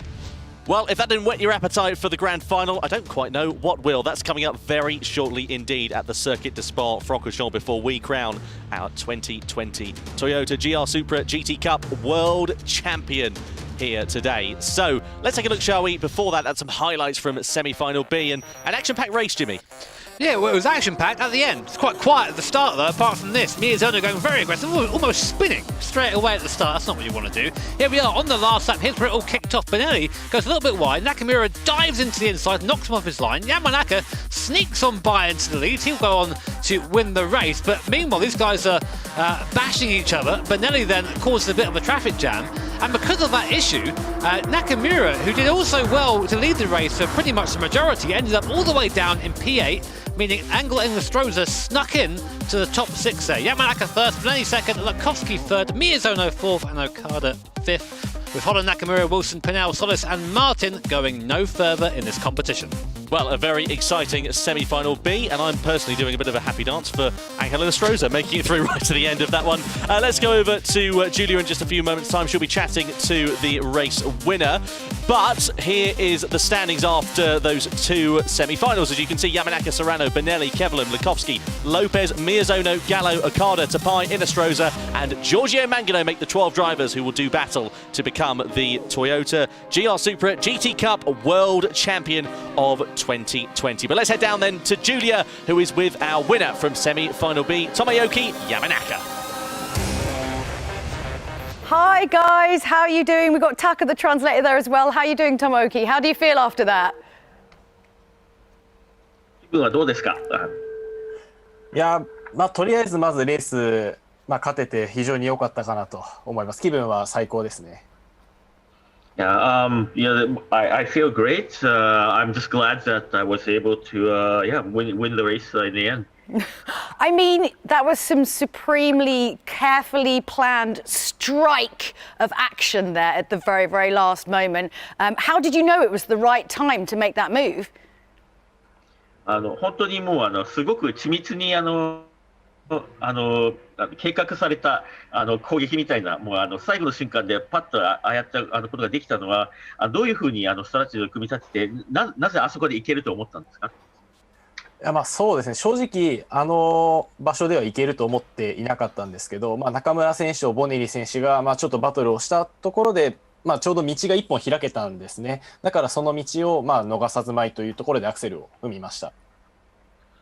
Yeah, honestly, I wasn't expecting able to be able to take them there, but Nakamura battling out with Benelli, opened a road for me right there, then and there. So I took it and floored it. Well, it certainly paid off. It was incredible to watch. So congratulations. Thank you so much, guys, and good luck in the grand final. Now, we've got a little bit of an opportunity here. As you know, we here are very passionate about Gran Turismo, and we know you guys at home are too. So we thought it'd be a kind of good opportunity to talk to you and actually to speak to the man behind the entire franchise, Kazunori Yamauchi, who has got a few words about just what's going on with GT at the moment. I know you'll be excited to hear this. この COVID のシチュエーションというのは、僕らにとっても予想外のことでした。そして2018年、2019年とまるでこう家族同然にね、世界を旅して、グランツーリスモのワールドツアーをやってきた選手たちと、会えなくなるっていうのはね、やっぱり僕にとってもすごく寂しかったですね。で、状況は変わるのかどうかということを伺っていたわけですけれども、結果的にこれは状況はそう簡単に変わらないだろうという、判断をして、頭を切り替えたんですね。でそれはじゃあ今オンラインの世界で、素晴らしいイベントをするには、何をしたらいいのかっていうことです。でそれを、一から考えようと思いました。まだその部分で、きちんと発明をしているチームっていうのはないだろうと思ったので、その部分にフォーカスをしたわけですね。でそれが、パーフェクトだとは思わないけれども、このワールドファイナルだということになります。Always got something fantastic to tell us. Yeah, we're all so excited about next year and all that is still to come. And I know you guys are too. What are you most excited about? Let us know in the chat. Let us know, definitely. And we'll take a look at that and pass it on to the man himself, of course. But now is time, of course, for the final. Let's throw it over to Tom and Jimmy. So lots of great racing action to come for you in just a few moments' time. Let's just remind you though, first of all, shall we, of some highlights from semi-final A and semi-final B as well from the Toyota GR Supra GT Cup. Well, semi-final A, of course, got underway with Jose Serrano leading the field from Rick Kevlar and Valerio Gallo. Quite uneventful down towards the first corner and throughout most of the first lap until Valerio Gallo tried to have a bit of a look at Rick Kevlar here. Yeah, this sort of set the tone for the races. There wasn't really many opportunities to get by, and it was very much knife edge as Valerio Gallo found out, getting it wrong down at T1 and plummeting back down to 4th place. He tried to take a place of Koke Lopez at the end, but the Spaniard knew better, kept alongside and ran him down to the line to get 3rd. Very exciting racing it was. Jose Serrano, Rick Kevlar and then Koke Lopez completing the podium with Gallo, Tapai and Mangano completing the top 6 by the skin of their teeth. Very exciting racing, those 6 drivers making it through. Semi-final B was a much more frantic affair, but right at the very end is when it all came alive. Jin Nakamura led the field over the line at the first lap, but in the final stages on the final lap it all kicked off. Nakamura trying to send one down the inside of Benelli. Contact between the two allowed an opportunity for Yamanaka to come through. Then there was further contact with the Brazilian and the Japanese driver as well, and you can see going down to the line it was Yamanaka, Benelli, Nakamura on the line, but he then received a 2-second penalty for colliding with another car, knocking him out of the top 6, and these are the drivers that make it through. That's right, so both on 6 points apiece, Yamanaka and Serrano, 1st and 2nd, then Benelli, Kevlar, Lukovsky, Lopez, 5th and 6th, Miyazono, Gallo, 7th and 8th, Okada to Pai, 9th and 10th, and then making it through just Angel Enestrosa and Giorgio Mangano. Well, there we are, 12 drivers set to take to the grid ahead of this grand final for the Toyota GR Supra GT Cup. Drivers to watch, though, my hot pick for this one, I've got to say, Jose Serrano. I mean, he didn't put a foot wrong in semi-final A. We saw that, led from lights to flag. I think he's got to be the one to watch. He has been super impressive, and again, his first very big competition this, and to come in and put that sort of performance on display. Good start, but I'm going to go with Tomoki Yamanaka, given just, you see that he takes opportunities. Last lap, 3rd, first, straight through. So I'm going to go with Yamanaka. What about you, Super GT? What are you thinking? Who do you think is going to be the driver that ends up on top on this one? Well, the 2 that you've picked are probably the 2 I would have picked as well, Yamanaka and Serrano, both looking really, really good after those 2 semi-finals. I'm going to go therefore for Gallo. Looked really quick in his race, but didn't quite make it work, so perhaps in a longer race with strategy, could hopefully do something. But ahead of the grand final, let's throw it back to Tom and Jimmy.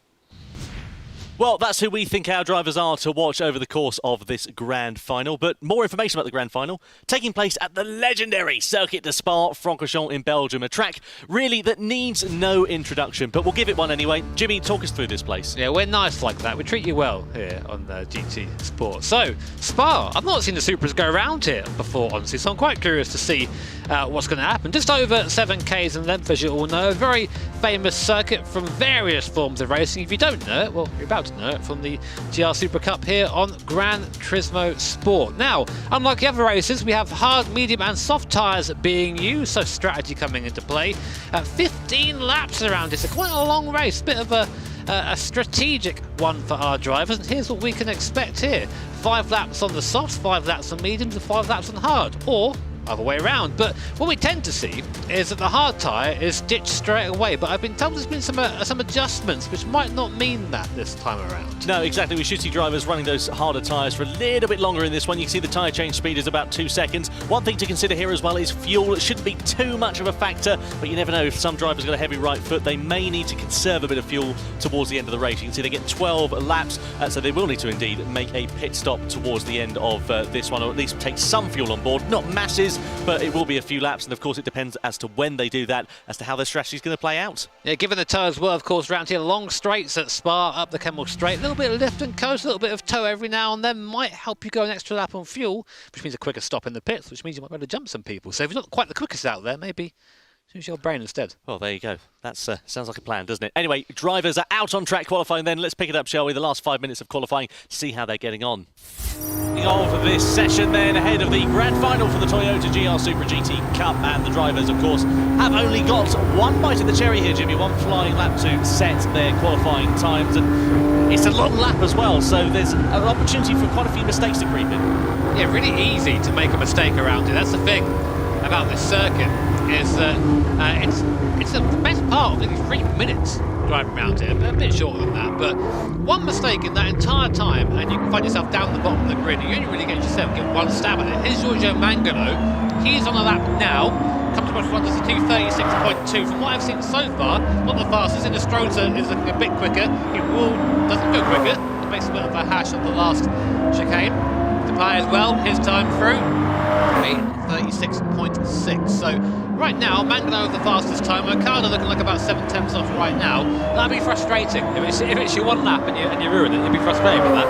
Yeah, absolutely right. Over the timeline he comes. He goes 4th quickest under the 4 drivers at the set of time, so nothing really to write home about. In fact, as you can see there, he's 0.4 of a second off of Adam Tapai, who is in 3rd position. Now, what about Valerio Gallo? Let's keep an eye on the Italian driver. Over the timeline he comes. It's only 3rd fastest there for Valerio Gallo, so certainly not much to write home about there for the Italian. He's going to have some work to do, but the man on the move is this man here, Takuma Miyazono, the last of the drivers in the first group of racers out on track then, and Miyazono is on an absolute charge here, up in the final sector, over the line to take provisional. Pole position at 2:35.890, so the first driver into the 2:35s, and by a good margin as well. That's 3 tenths faster than the rest of the competition there, so that's a big statement for Miyazono coming in to this last qualifying session of the day. Here's Koke Lopez. We know he goes well at Spa, but this isn't a Red Bull X2019, it's quite different. It's a road car, it's GR Supra. But looking nice and tidy right there. So right now, on his out lap, just probably finding where the car grips, where it slides, and where he can use that to his best advantage. We do our best nowadays. It's not really give our guys that much practice to send him out there. So here's the car, here's the track, off you go. And good luck. I don't recall saying good luck.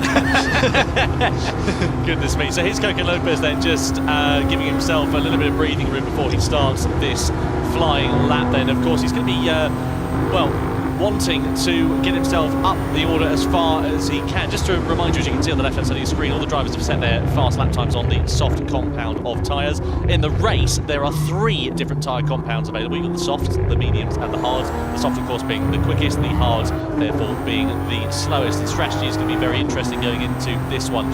So Koke Lopez, well, we saw him win here in the EMEA regional final not too long ago.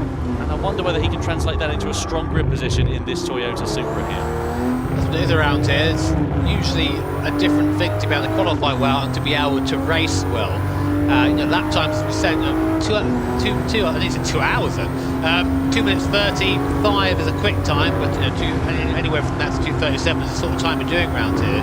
It really has to be a fully committed lap for that period of time.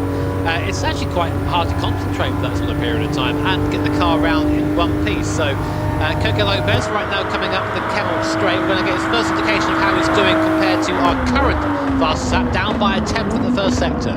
So let's see if we can try and claw some time back. What about Cody Lukovsky? He's just coming down the Kevlar straight to the exact same point where we register the completion of the first sector, and Cody is 0.2 of a second up, so that's a strong advantage to having that first sector. Still a couple of sectors where it can all go wrong though, so let's see what he's going to be able to do. Rick Kevlar, he's 4/10 down. That's not a good start to the lap at all, because the problem is once you get yourself down, you get into a rhythm, you just start hemorrhaging time and outbraking yourself and making mistakes in your attempt to try and make up time.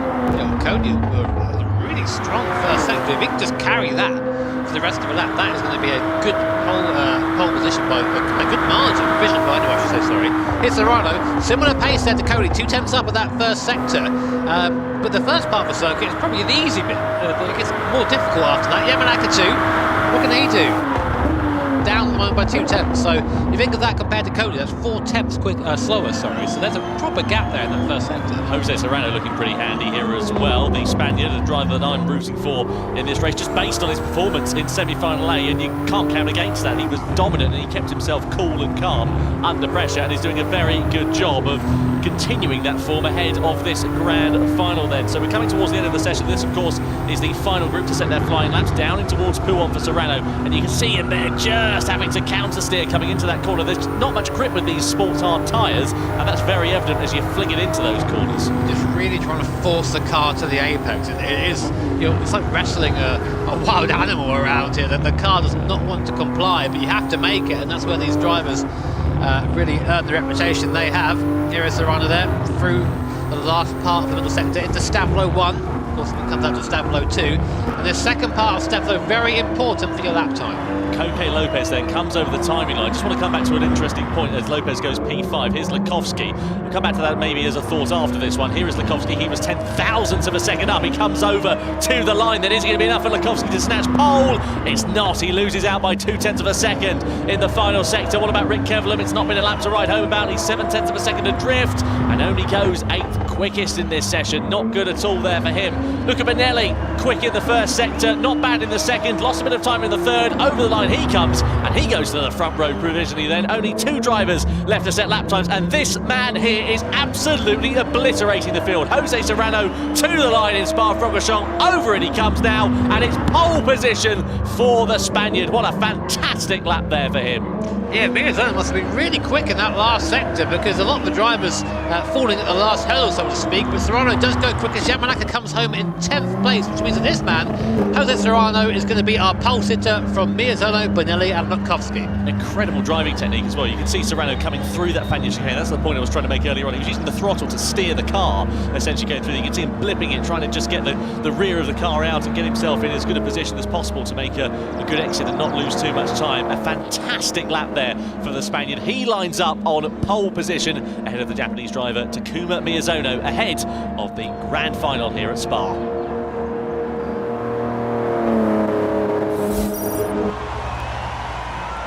Here we are then on the grid ahead of the grand final at Spa-Francorchamps in the Toyota GR Supra GT Cup then. Lining up on pole position is Jose Serrano, the Spaniard, with a meteoric lap time. Takuma Miyazono lines up alongside him. Row number 2, that's headed by Luca Benelli, the Brazilian driver, 0.3 of a second drift, and he has got Cody Lukovsky, the Australian, for company alongside him. Third row of the grid is headed by Giorgio Mangano, the Italian, and alongside Giorgio is Angel Inestrosa, the Chilean driver. The next row of the grid includes Valerio Gallo down in P7. He'll be hoping to make some forward progress, and we know how quick he can be in these cars, with Koke Lopez for company alongside him. Just inside the top 10 is Adam Tapai, the Hungarian driver, and alongside Adam it is Tomoyuki Yamanaka, the Japanese driver. The final 2 cars on the grid, Rick Kevlar down in P11, tricky qualifying for him then, and he has got Okada completing the grid. Now the top 3 drivers are starting on the soft compound of tyre, as I can see it. The rest of the field pretty much on mediums, but for Tapai and Okada on the hard compound of tyre. So Serrano on the left, Miyazono on the right-hand side. 15 laps for our drivers as we get ready to crown our Toyota GR Supra GT Cup World Champion. Wait for the 5 red lights at the top of your screen, and then 15 laps will be underway here at Spa-Francorchamps. Serrano leads the field, but immediately cutting over is Takuma Miyazono as he tries to slot himself into second place and give himself an opportunity to attack down in towards La Source for the first time. Look at Mangano being challenged by Gallo on the inside for 7th place, nearly getting his nose cut off there by Mangano and just about avoiding contact as well. Lopez there going side by side, coming out of the corner down in 7th position, but Serrano from Miyazono from Benelli from Lukovsky as we ride on board with the Australian driver up through Eau Rouge and Radion for the first time then. It's Serrano that leads the way, but there's all sorts of argy-bargy trying to take place further back, and now here is the real first opportunity for our drivers to be making moves, coming down the Kemmel Straight then and heading in towards Lake Coombe, but a great start there for the 3 drivers on the soft tyres of Serrano, Miyazono and Benelli, Jimmy. Yeah, it was a great start there by Serrano off the line. Really got a good rollout there and made sure no one was able to challenge him down towards T1 at the source. Now leading the field, coming through Lake Coombe for the first time. Miyazono second, Benelli third. We're on board with him right now, coming down to Rivage. This is where, if you're on the soft compound tyre, your main focus is just to pull away from the guys behind you on that medium compound. Don't worry so much about what the cars in front are doing. Just sit there for now, follow them around. You've got a long race ahead here, 15 laps here. It's going to be a long race for these guys, for around 40 minutes or so. So it's all about thinking of the long game. Benelli in third. Behind him is Cody Lukovsky. You can see the gap there between third and fourth starting to open out. That's because of the tyre differences. Those medium compounder tyres are not quite as quick as the soft, so we expect to see this top 3 pull away. So coming in towards the Fania chicane, they go for the first time of asking. As you said, expect those top 3 to begin to make a gap, as they already have done so. 1.2 seconds it sits at. We're not even through the end of lap number 1 as it stands. So Cody Lukovsky there with Angel Inestrosa all over his rear wing, and of course Inestrosa, we know how quick he can be. Won the Porsche the manufacturer series rather for Porsche last year in Tokyo, I should say, and we know that he of course can be very quick on his day. So let's see whether he can try and put Cody Lukovsky to rights then. So these drivers then just having to take the long game here, as you said, Jimmy, and Jose Serrano doing a good job once again of soaking up that pressure. But you can see how much movement there is underneath these cars, just going through Blanchimont there. They're really having to try and harry these things around on these sports tyres. Well, the road cars, they're not really designed to be yeeted, so to speak, round a fast left-hander. So the best way to do it is to just slide it, get it sideways a little bit, get the car rotating nicely. Of course, be wary of that, because you're going to be wearing the tyres big time doing that, but I think the speed trade-off probably worth it. It's come down to the source for the second time, this time at race speed. Serrano still leading from Miyazono, Benelli there at third. Cody in the background doing a decent job to hang on, but it's starting to fall off now, the top 3 of that group in the middle in the medium compounded tyre. Rick Kevlar probably had the worst start of anybody, given that he's on that medium compounded tyre and stuck behind a hard runner, which is probably the worst place you can be. Dreadful qualifying though, wasn't it? You know, he was down in P11 on the grid, stuck in P11 there now and not able to get past. 1.1 seconds it sits between Tapai and Kevlar for P9, for P10 and P11. So down the Kemmel Straight we go then. Takuma Miyazono there sitting in second position, and very hard to understate just how impressive Miyazono has been over the course of this year, both in the regional championships and also here in these Supras there as well. Luca Benelli, the Brazilian driver. Nice to see Brazil being represented at the front. We're used to seeing the likes of Igor Fraga and talking about him, but Lucas Benelli now the driver who has kind of taken over that mantle, at least in the Supras here today. And you can see if it stays as it is in the race, the top 3 finishers would reflect the top 3 results in the points, with Serrano taking quite a comfortable win. Yeah, I mean, Serrano, all he's got to do really is just stay out of trouble. I mean, he's got a bit of a point advantage in hand, of course, taking 6 points for the win in the first semi-final. He carries that into this race here, so he'll just be looking to try and consolidate that the best he can. I think that Cody and Yamanaka have apparently had a coming together at some point. Yamanaka now down into 9th place. Maybe a little bit of argy-bargy going on. We'll see if we get a replay of that at some point. But here is Cody looking back now in Inestrosa. Mangano behind us as well. Coming through that Fania chicane. See, the objective really is to get that nose tucked in and then rotate it with the throttle, but it's a balancing act. If you get too much power, the car will continue to rotate and you have a very embarrassing spin. So there's definitely a knife edge to walk on when you're driving with this GR Supra. And Cody right now still just about keeping the position. Yeah, Yamanaka and Lukovsky, they're both getting warnings for ignoring the track limit. It wasn't actually a coming together between those two. But look at Inestrosa now, he's right all over the rear wing here of Cody Lukovsky. They're coming through Blanchimont there, really very close indeed. But is he going to attack? Is he just going to sit there and just bide his time? Possibly. It may be that that's the case with Steve, mate. What do you reckon? We've got you here to help us out, help us sound intelligent. What do you think the name of the game is here today? I'll try and be intelligent whenever I can, Jimmy. I'll do my best for you. It looks like Patience is the name of this one. They're not going to rush anything. Like Inestrosa there could have easily have gone for a move up the inside of Lukovsky into that final chicane.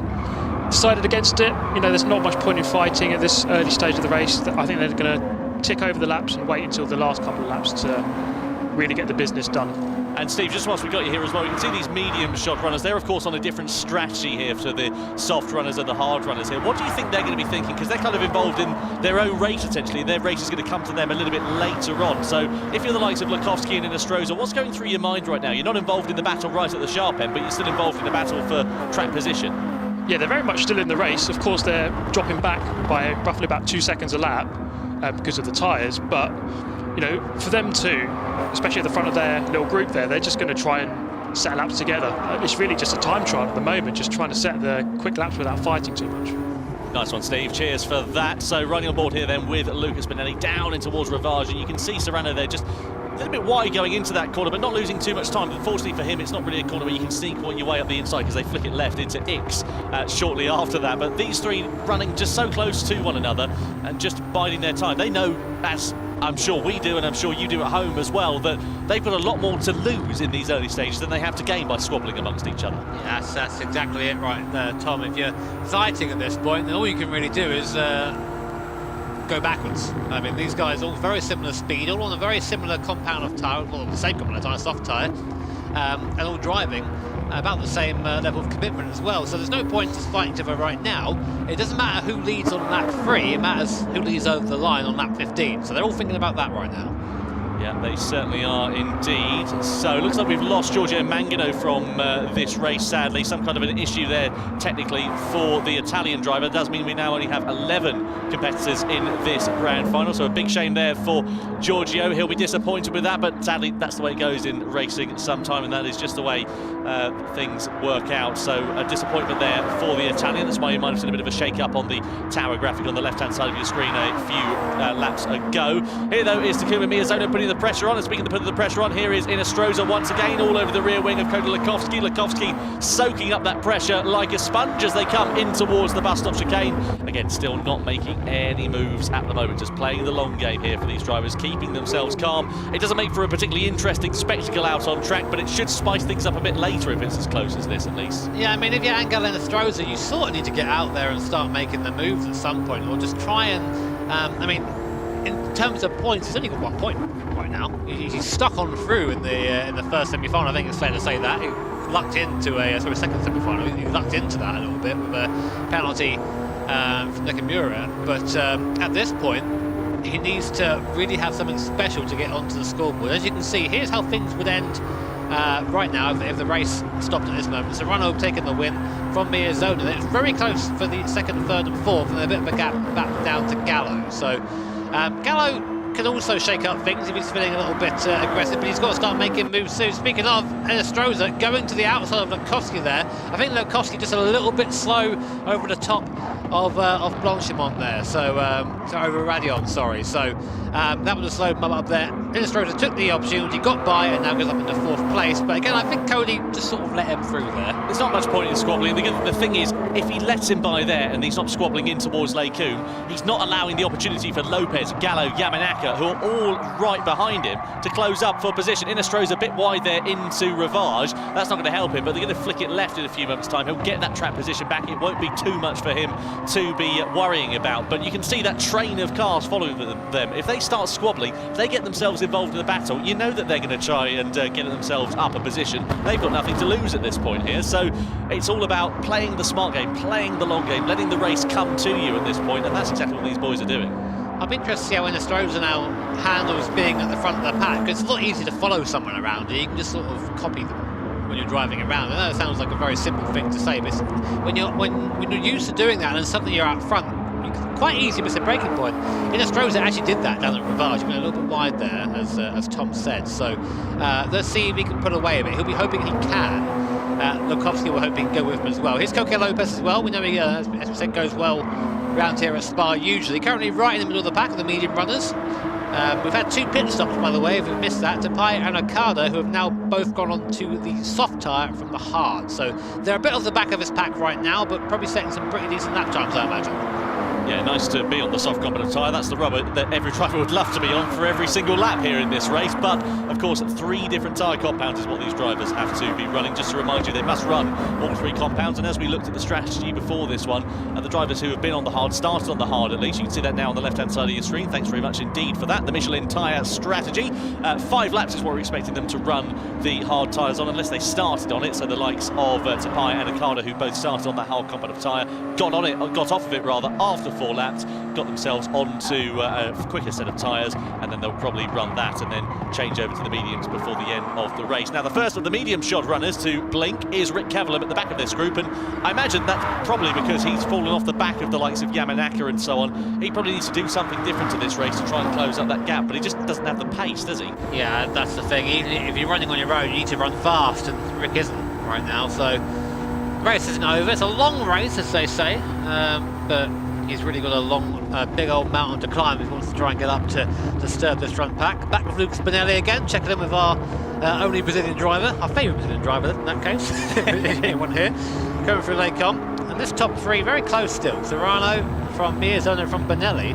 I wonder if we're going to start seeing a little bit of impatience soon here, because even though, I'm sure they're thinking of the long game, they're all racing drivers.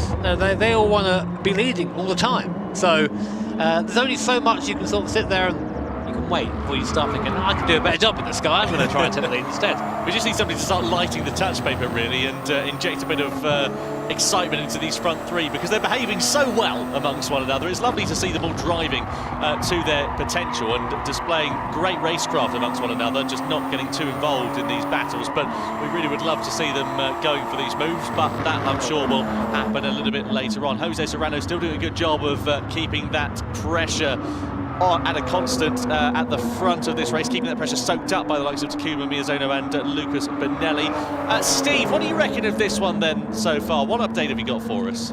Yeah, I'm just looking at the group of medium tyre runners in the middle there, from 4th down to 8th, and I'm just wondering sort of which one of them's going to blink first in terms of this pit stop. We're looking at maybe 5 or 6 laps on these tyres, so one of those could come in, get on the soft tyre, undercut the rest of the group and potentially pull away. So I think that's something to look out for in the upcoming couple of laps. Interesting. Yeah, it's an interesting way to think about it. The problem is, though, if you are the first to blink, you do run the risk of being without a tow, which around here is worth some time. Obviously not enough time to get by though. Slipstream, of course, set to weak around here, so no crazy drafting action. Just one point to mention actually as well, the likes of Takuma Miyazono, Lucas Benelli, they're in the slipstream at the moment. Jose Serrano isn't. These drivers who are behind and staying stuck behind at the moment are able to just lift and coast a little bit, probably save just a little bit of fuel. So I wonder whether that's going to be something that comes into play at the end of this one, because there's not too many litres that these drivers need to take on board. They should get about 12, 13 laps out of it, so they only need to have a bit of a splash and dash. But the shorter the pit stop, given how close these drivers are running, could be pretty crucial. Yeah, definitely. That's something we've admitted so far, Tom. Well done for bringing that up. The fuel is going to be important in this. I don't think you can save 3 laps of fuel, which is what you would need to save to go the race without stopping, but you can, as you say, save a big chunk of it. And Serrano, who's doing a good job right now and staying out front, might end up just being jumped in the pit stop. Let's have a look at Benelli. Here's his throttle input in the bottom right-hand corner. Does he lift early or is he straight on the brakes? Well, he short-shifted into 7th going up the top, didn't he? You can see that, so he's just running a bit of lower RPM going into there. I would have shown you, but they decided they didn't want to show us there at the end there. But yeah, short-shifting to another way to save fuel. A lot of these cars also have the adjustable fuel map, as well. You can go from a lean to a rich mixture. So lots of things going on there as we go from a great bumper cab to the crackling of the exhaust of Serrano in front as we're on board with Takuma Miyazono. We go through this left-hander now, a little bit wide there. You see the understeer starting to come in, those soft tyres. Not sounding very happy, are they, being dragged around there? Goodness me. Over to you, Steve. We were just talking about fuel strategy. Have you had a chance to have a look at a bit more in depth? Well, I was just thinking, you probably won't see too many drivers lifting and coasting. It doesn't tend to save too much fuel on this game. I think the main strategy really is just short shift the car and use a bit of the fuel back, but mainly it'll be short shifting. Cheers there, Steve. Kevlar just getting the better of Tomoki Yamanaka for 9th position. Tomoki, of course, on the hard compound tyre, Kevlar on the soft tyre. Those two drivers on completely different strategies at this point in the race, but still a position change for those drivers just in the lower half of the top 10 then. Meanwhile, the three drivers who have been circulating nose to tail all race continue that. It's a 12-wheel Supra at the moment, this one. Pretty long train of cars. Someone's got to go in there and poke them with a stick. So come on, do something.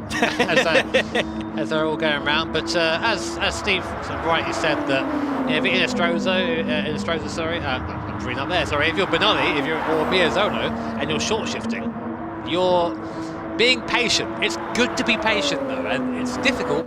But it's got to be patient. Here's someone who's decided I've had enough of this, and that's in Estrosa. I think maybe listen to what I was saying earlier on about having to get on with it, but he is wide in some areas there. We know the stewards have been looking out for people who have been taking the mick with track limits, so we might see a couple of warnings or maybe even a penalty handed out. Well, he's just had a warning, hasn't he? Oh, hello. Pit stops galore then as these drivers come into the pit lane. Inestrosa coming in, Gallo, Lopez also coming in. The three drivers, the leading trio, continue on at the start of lap number 7, but soft tyres for Inestrosa and Gallo, hard tyres for Lopez though. Do you take fuel now? Interesting. Let's have a look. 63 litres left in Lopez's tank. Hasn't taken any fuel, no. So they're just keeping it as it is. Tomoki Yamanaka getting a warning for track limits. Into the pits comes Inestrosa. Is he going to take some fuel in? Let's see. 60 litres on board at the moment. Soft tyres going on. I think this might just be quite a routine one. Yep, straight out again. Get himself a bit of track position. Now here we go then. Here is Serrano versus Takuma Miyazono then. Trying to close up onto the back and trying to have a little bit of a look. I wondered if he was going to try and have a dive into Lake Coombe, but not close enough at the moment, and just maybe getting a little bit impatient now, perhaps. Perhaps, maybe he's thinking, well, I've saved enough fuel now, I'm bored of this, let's get on with it. And now he's starting to harry Serrano to come down to Rivage once again. A good place to chuck the car up the inside here. You've got the run, and Miyazono, look at the extra speed he's got through the apex, almost runs into the back of a Spaniard. That's how much quicker he was taking that corner. Same here with Ix, as now we come down to Puon. And again, these cars don't really have any downforce, so it's not really a place you can chuck the car around the outside or inside. You have to follow line astern through here. Benelli as well, maybe starting to sense something's about to happen, so getting nice and close and ready to pick up any pieces that these guys drop if there is a coming together at any point. We're on lap 7 right now, roughly halfway through the race. In fact, now we're halfway through this lap, so we are exactly halfway through the race at this point. And with still a lot of driving, a lot of strategy yet to come. Speaking of strategy, Steve, we just saw Inestrosa, Gallo and Lopez come into the pit lane. Lopez being the odd one out, essentially, for that, going on to the hard compound of tyres. Why has he done that when the likes of Inestrosa and Gallo have gone on to the soft? Why has he not followed the same strategy here? Well, the problem that he has is that he was at the front of the train, so the people behind him can react to what he does and make a different decision. So obviously they may well have seen Lukovsky carry on for another lap and think, okay, let's do something different. Let's go in, try to undercut him, and go for an alternative strategy, basically. Okay, yeah, you always have to think about that when you're in that position, because as Steve said, when you're leading, it's almost a case of follow the leader. You don't want to do anything too different, otherwise you might end up losing out. Now, speaking of leaders, here they come, all the lads into the pit lane, Serrano, Miyazono and Benelli. Let's see what they do. Medium for Serrano, medium for Benelli, and we don't know yet for Miyazono. What's he doing? Let's see where he's going to go. Surely he's going to go medium. Surely he's going to follow the status quo. But look at Benelli there. He's got only 57 litres of fuel, whereas a couple more litres. Kevlar going wide there. That's allowed Inestrosa to go through. Inestrosa on a different strategy. They're side by side, nearly into the braking zone. Looks like Inestrosa is able to get ahead. Much more grip under braking, much more confidence in this Supra. Let's see what the drivers are all going to do. So Miyazono goes to the hard competent tyre. Lukovsky goes medium to hard there as well. No fuel being taken on board there for these boys. They're going to come out, but who comes out ahead? It's still going to be Serrano who leads the way then ahead of Miyazono, ahead of Benelli, but Miyazono once again trying to do something different, going onto the hard tyre here. Here's Tapai, who of course he pitted a lot earlier on than everybody else onto that soft compounder tyre. He's jumped a lot of guys up into P4 now, so he's on a worn set of soft tyres though at this point, so those who have now newly switched on to the soft can have a bit of an advantage, but there you go, that's worked out well for Adam. Not bad at all. He'll be like a furious weasel on those soft compound tyres. Trying to close up the gap to these top three. Don't worry about it, I'll explain later. Here comes Lucas Benelli then. He's on the medium compound of tyres. Miyazono in front is on the hard tyres, so he's going to be quite a lot slower, you would begin to imagine. So surely it's only going to be a matter of time for Benelli to get his way past, to have an opportunity at least to get his way past. The thing is with Miyazono, is he going to run those tyres for one lap and then go onto the soft compound of tyres and run them for slightly longer compared to everybody else to the end of this race? Or is he going to continue on them for a little bit longer in the hope that he can stay with this leading trio and hold up the likes of Benelli? I'll look into my crystal ball, Tom, and I'll let you know, mate. It's one of the...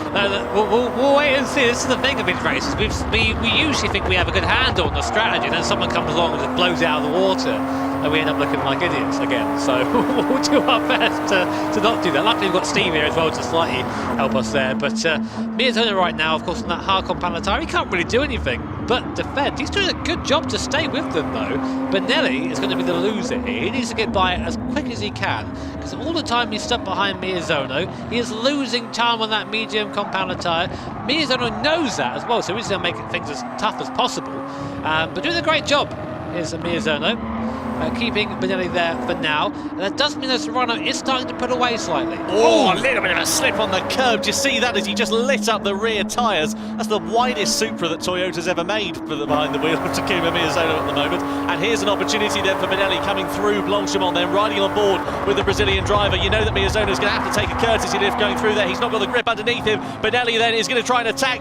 Miyazono is going to go defensive in towards the bus stop chicane. Is Benelli going to send it on the brakes down the inside into second? Side by side they come. Benelli on the inside and through into second place. Brilliant driving there from Lucas Benelli up into second position. And now it's disadvantage to Takuma Miyazono. Where does he go from here? What does he do now? Because he's the odd one out of these top three. And is he costing himself very dear in these latter stages of the race? So he sort of blew the corner there, didn't he? Just didn't quite get the thing slowed down. But yeah, at this point, I don't know if he really wants to be having a fight too much, really, because look at that big pack of cars in the background. They're all on the soft compounder tyres, so they're going to be driving up to the back of Takuma Miyazono, and our strategist thinks about 3.5 seconds of that difference between the hard and the soft. So, Benelli there exploring some of the track limits. I'm sure the stewards will have a little conversation about that, trying to get the tyres nice and warm.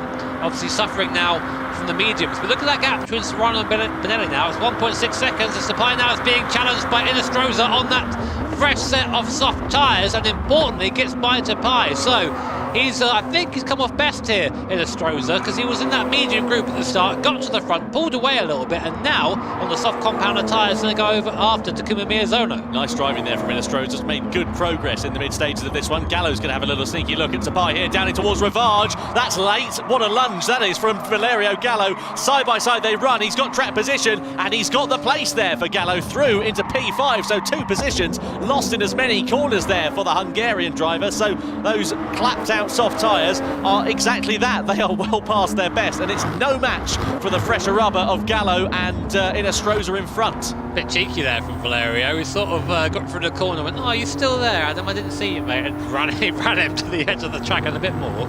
But I think it was a fair pass, just hard racing. Here is Adam Tapai now. Probably wondering why is he falling back? As Tom said, he's just on a very old set of soft tyres, so they're starting to wear. Now they won't have that grip that they had before at this point, so you have to wonder how much longer he's going to spend on these tyres before he thinks, you know what, enough is enough, let's get in the pit lane, get on some fresh rubber and try and get back past these guys in front. Steve, what do you reckon about Takuma Miyazono? As we said, he's on the harder compound of tyre now, 1.3 seconds back. He's had a couple of laps to bed himself in and set his pace. Are you confident in his strategy? Do you think he should be as well? Well, hopefully we'll come back to Steve and get a few insights from him towards the closing stage. He's thinking about it. He is, yes. Cogs whirring away.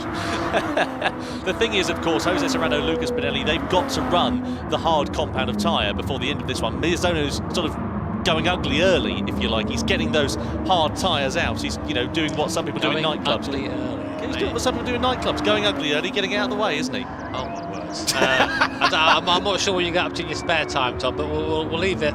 We'll leave it for now. Miyazono has done what you said, got on the onto the medium compounder tyres now. Any fuel going in? This is the thing. Is there any fuel going to go into that car?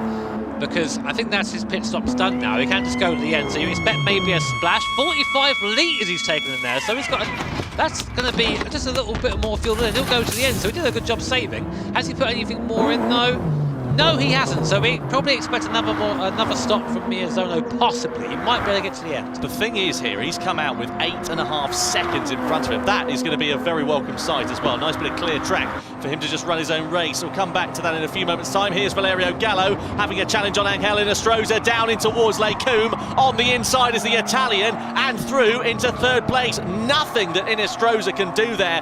Gallo is on an absolute charge here on lap 10. Fantastic racing, but is Inestrosa going to have anything to try and retaliate down in towards Rivage? We know that this is where Gallo had a sneaky dive down the inside on the last lap, but he runs it a bit deep on this occasion. That allows Inestrosa to close up. Running nose to tail they are as they come down the hill, ever more so into X once again, and Gallo still holds firm into third place. Now, Steve, what do you think about Takuma Miyazono? He's made his final pit stop in this one. He's got 8.5 seconds in front of this. Can he do it? Has he got the pace behind him to try and challenge for this win still? I think there's no doubt he's got the speed, he's got the pace, he's got the ability. I think the question is the fuel. I'm not sure if he's got enough. He came out of the pit lane with 45% with 6 laps left to go. Well, actually, it should just be enough. But the problem for him is he definitely lost a little bit of time fighting with Benelli for a lap or two. So I think Serrano might be in a good position here to be free of the slipstream once he does his final pit stop. I say also as well, to sort of expand on that, that a lot of that fuel save was in the tow. He's no longer in the tow, so he'll be burning more fuel now than he did in the first half of the race. There are your live point standings. At the moment, Serrano will be taking the win from Benelli, and Gallo in third after a late charge from the Italian driver. Inestrosa move up to fourth as well, so still a lot to be had here, as Inestrosa is now right in the wheel tracks of Valerio Gallo. These guys staying together on circuit.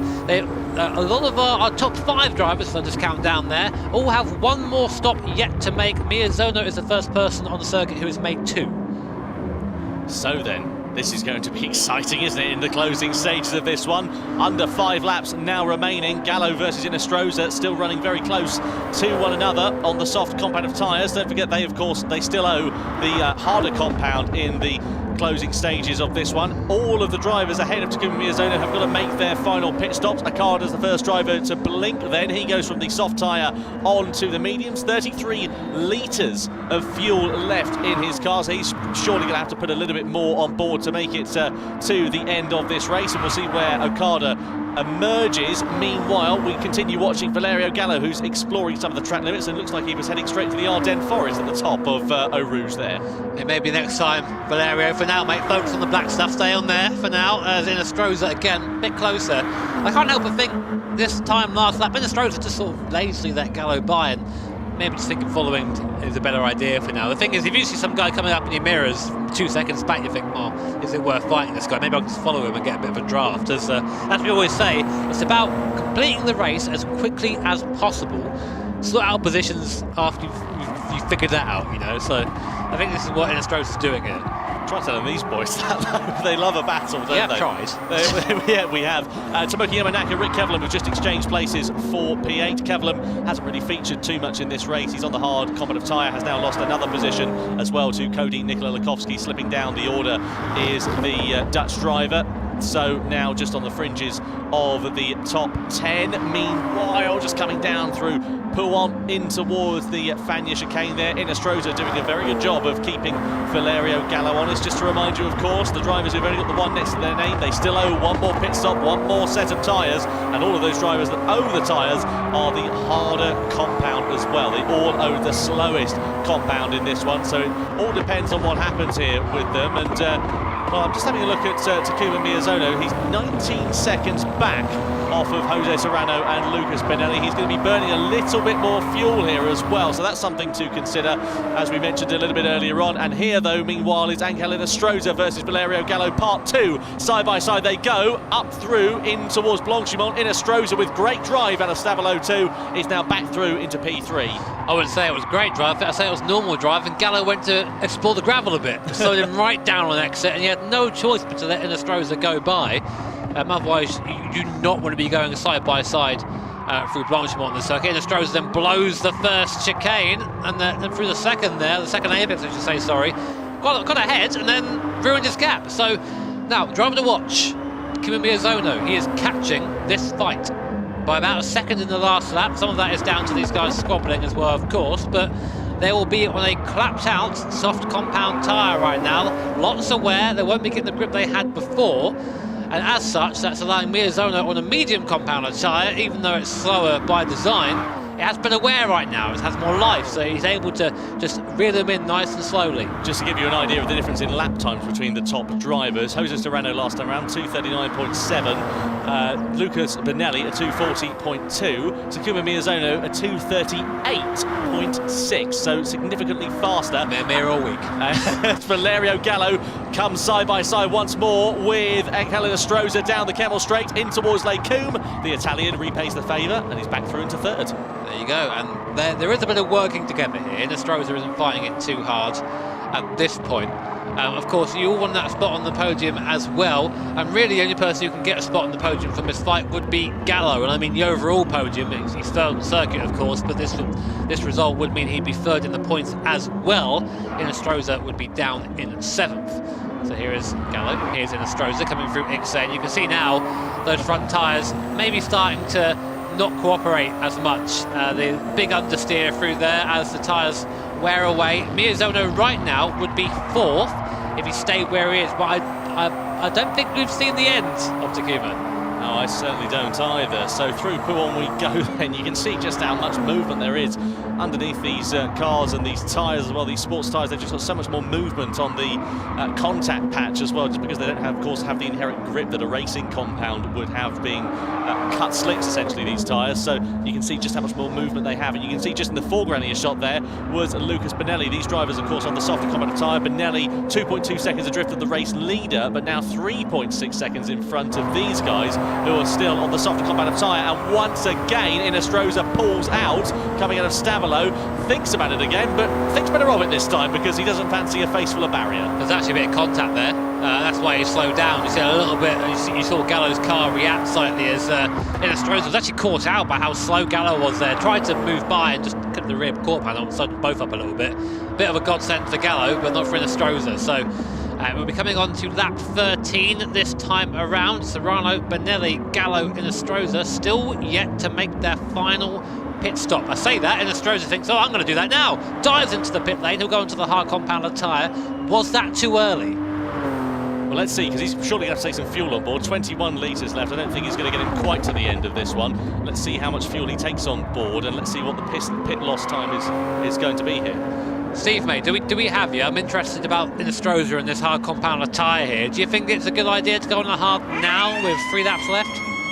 I don't know, it's a tough one, because with 1 compound difference, I think you can make it work, but with 2 compounds difference, going from soft to hard, I think it would be a little bit tricky, but he was behind, maybe try something different and hope it pays off.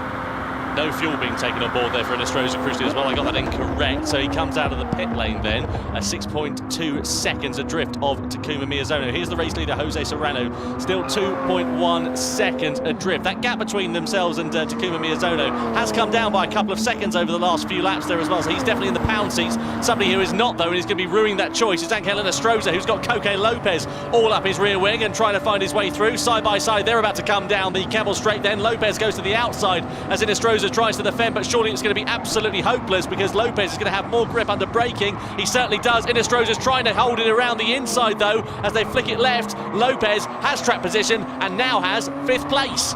There you go, nice and easy. And Inestrosa, what can he do? He can't do anything on that hard tyre. All he can do is get in the way. He's trying his best, but when the car doesn't stop as quick as the guy next to you and you can't take as much speed through the corner as the guy behind you, then you end up just going backwards. And then Astroza now, what was a good start to the race and a good middle sector of the race, I think falling apart here in this last sector. He should have waited to that last lap, I think, to come onto the hard compound tyre, but he'll know that already now and it will just be on damage limitation.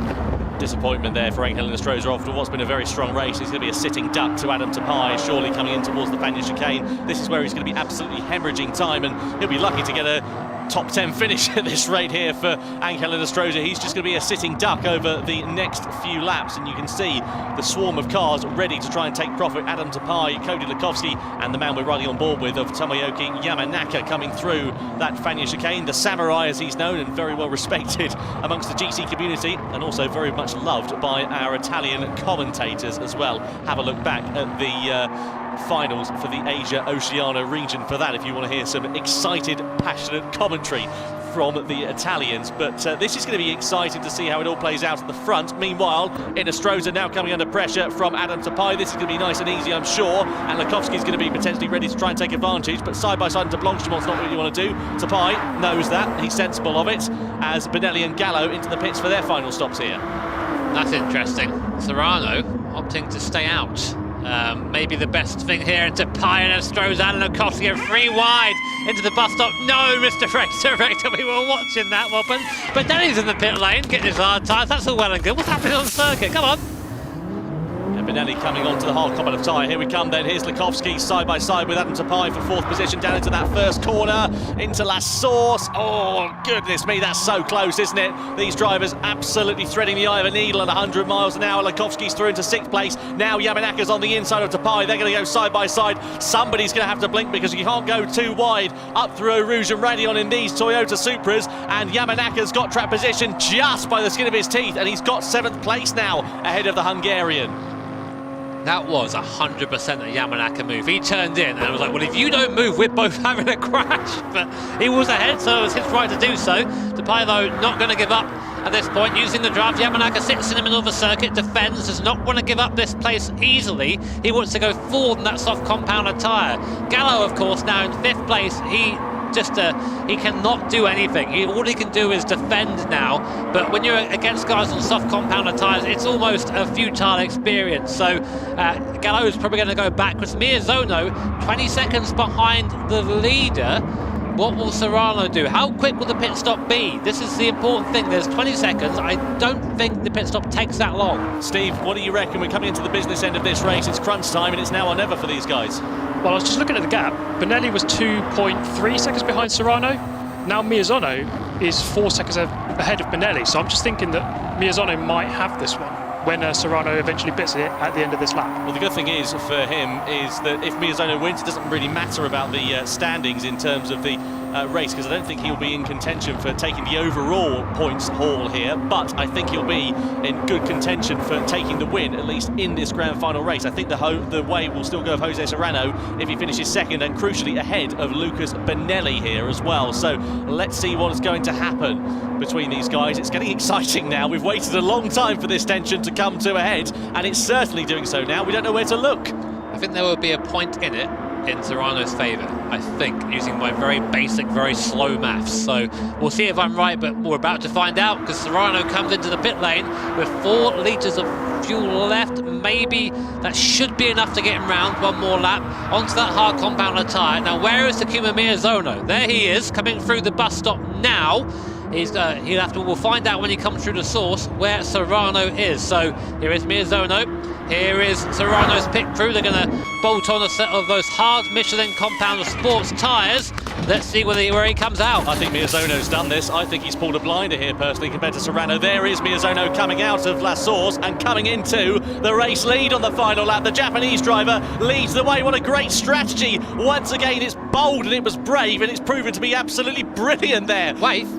For Takuma Miyazono as it stands. And it does change the complexion then, because they're going to be tied on points, because Serrano has now come out behind Lucas Benelli crucially here as well, 1.7 seconds, and it does mean that Takuma Miyazono is going to take the spoils in the points rankings. Well, we weren't expecting that, because I thought that Benelli versus Serrano was a foregone conclusion that the Spaniard was going to come out ahead. It's proven not to be the case, and look at this. He must have put fuel in the car or something. That was What's happened there? Serrano should be second by quite some way, but instead he's got Benelli 1.3 seconds in front of him, and he needs to finish second, otherwise he doesn't win this. Otherwise this is Miyazono's currently. Point standings would be Miyazono and Benelli joint 15 points, but Miyazono will win given he'd win this final race, and Serrano will be on 14, so 1 point between 3 drivers. This is absolutely unbelievable. Cody Lukovsky has just got himself up into 5th place at the expense of Valerio Gallo there, by the way, in this midfield battle. It's all kicking off between these guys as they continue to run against one another. But Takuma Miyazono has pulled the cat out of the bag. You can see he'd be tied on points with Lucas Benelli, but by virtue of having stronger results over the course of the semi-finals and in the grand final, he would be crowned the 2020 world champion. I can't believe this. That is, again, Miyazono just put in a blinder, as you say. He does this so often. We think that it's a foregone conclusion, and suddenly, on the last lap, he's leading by 4 seconds. And that's what this race was. That's what Steve said it was going to be. It's a race, just you're thinking of the long game. And if you're patient and you get things in order, as Miyazono has, then you find yourself laughing on this last lap. But it's not over yet for 4th, 5th and 6th. Lopez still has to defend from Cody, and Valerio Gallo are coming up into the last chicane. What an absolutely brilliant race, though, from this man here, Takuma Miyazono, once again proving why he is rated so highly within the Gran Turismo Sport community and so highly among so many people here as well. Takuma Miyazono into the final corner, the bus stop chicane, an amazing strategy, a bold strategy, and a fantastic result for him. He rounds the final corner to win the grand final and become the 2020 Toyota GR Supra GT Cup world champion. Takuma Miyazono is champion of the world. Lucas Benelli finishes in second, and look at this, dragged to the line for 4th place as well, with Koke Lopez just finishing ahead of Valerio Gallo, Lukovsky in 6th ahead of Yamanaka, Tapai and Inestrosa on the fringes of the top 10. Serrano completed the podium there in 3rd place, but what an unbelievable race from Takuma Miyazono, Jimmy. Yeah, I just saw Serrano on the driver cam straight out of the seat, and I think a bit of frustration. There you go, that's what it means. He knows he's got it there right at the end. Fist pumping, yeah, number 1. Well done, you earned that, mate. Takuma Miyazono, champion of the world in the 2020 Toyota Supra GR GT Cup then. Unbelievable racing here in the grand final. It came right at the very end of that one and caught us completely by surprise here in the commentary box. Steve, an amazing race. I'm looking forward to your analysis of this one. Cheers, Tom. Yeah, it was a slow burner. It took a long time to really get going, but in the end, it really did get going with all those strategies. Serrano fell apart for him really because of I think the fact that he was at the front and he couldn't fuel save as much. So the guys behind him did a better job of managing the tyres and the fuel. So, a really good job by Miyazono. Absolutely, really pleased for him. He's proven this year that he's one of the best drivers in the world. What do you reckon, Tom? Yeah, mate, I think, to be honest with you, you've hit the nail on the head there. I said it could come down to strategy, I said it could come down to fuel, and, it's not often I'm right, so I'm going to have a little dance about that. Bold claim, though. One of the best drivers in the world. That is a bold claim. I'm telling you, I think I agree. Given that it was just playing the long game, thinking ahead, which is really difficult to do when you're driving, because you just think, oh, this guy's in front of me. No, I don't like that. But Miyazono saw past that, sat there safe through the entire race, and then imagine. You see on the relative that you're, 4 seconds clear? You just go, easy peasy. Soul destroying it must be for these guys. So it's unbelievable, isn't it? Let's take a look, shall we, and get some highlights then of that race, because it was pretty phenomenal.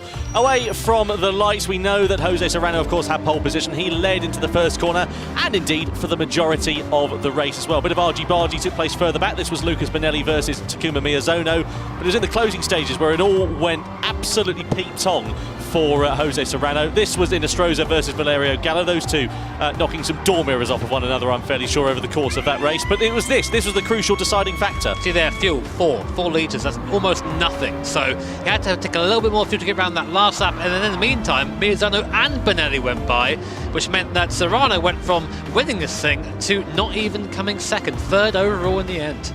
Doesn't get much closer than that. Doesn't get much closer than this as well. 4th place to the line with Koke Lopez ahead of Valerio Gallo, Cody Lukovsky, Tomoki Yamanaka, Adam Tapai there as well. Confirmation of the results on your screen. Takuma Miyazono then takes the overall win in the grand final ahead of Lucas Bonelli and Jose Serrano. Koke Lopez making the Spanish 3-4 ahead of Valerio Gallo.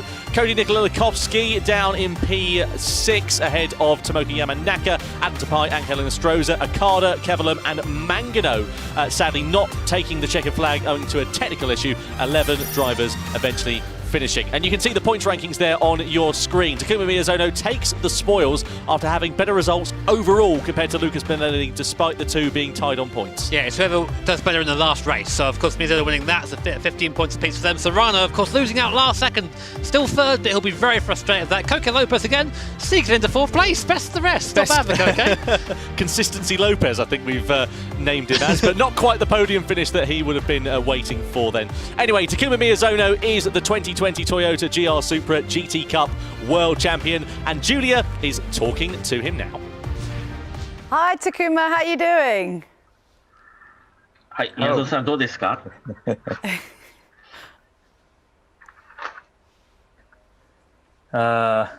Yeah, I am very happy. Excellent, brilliant. That was so intense. That was a seriously intense grand final.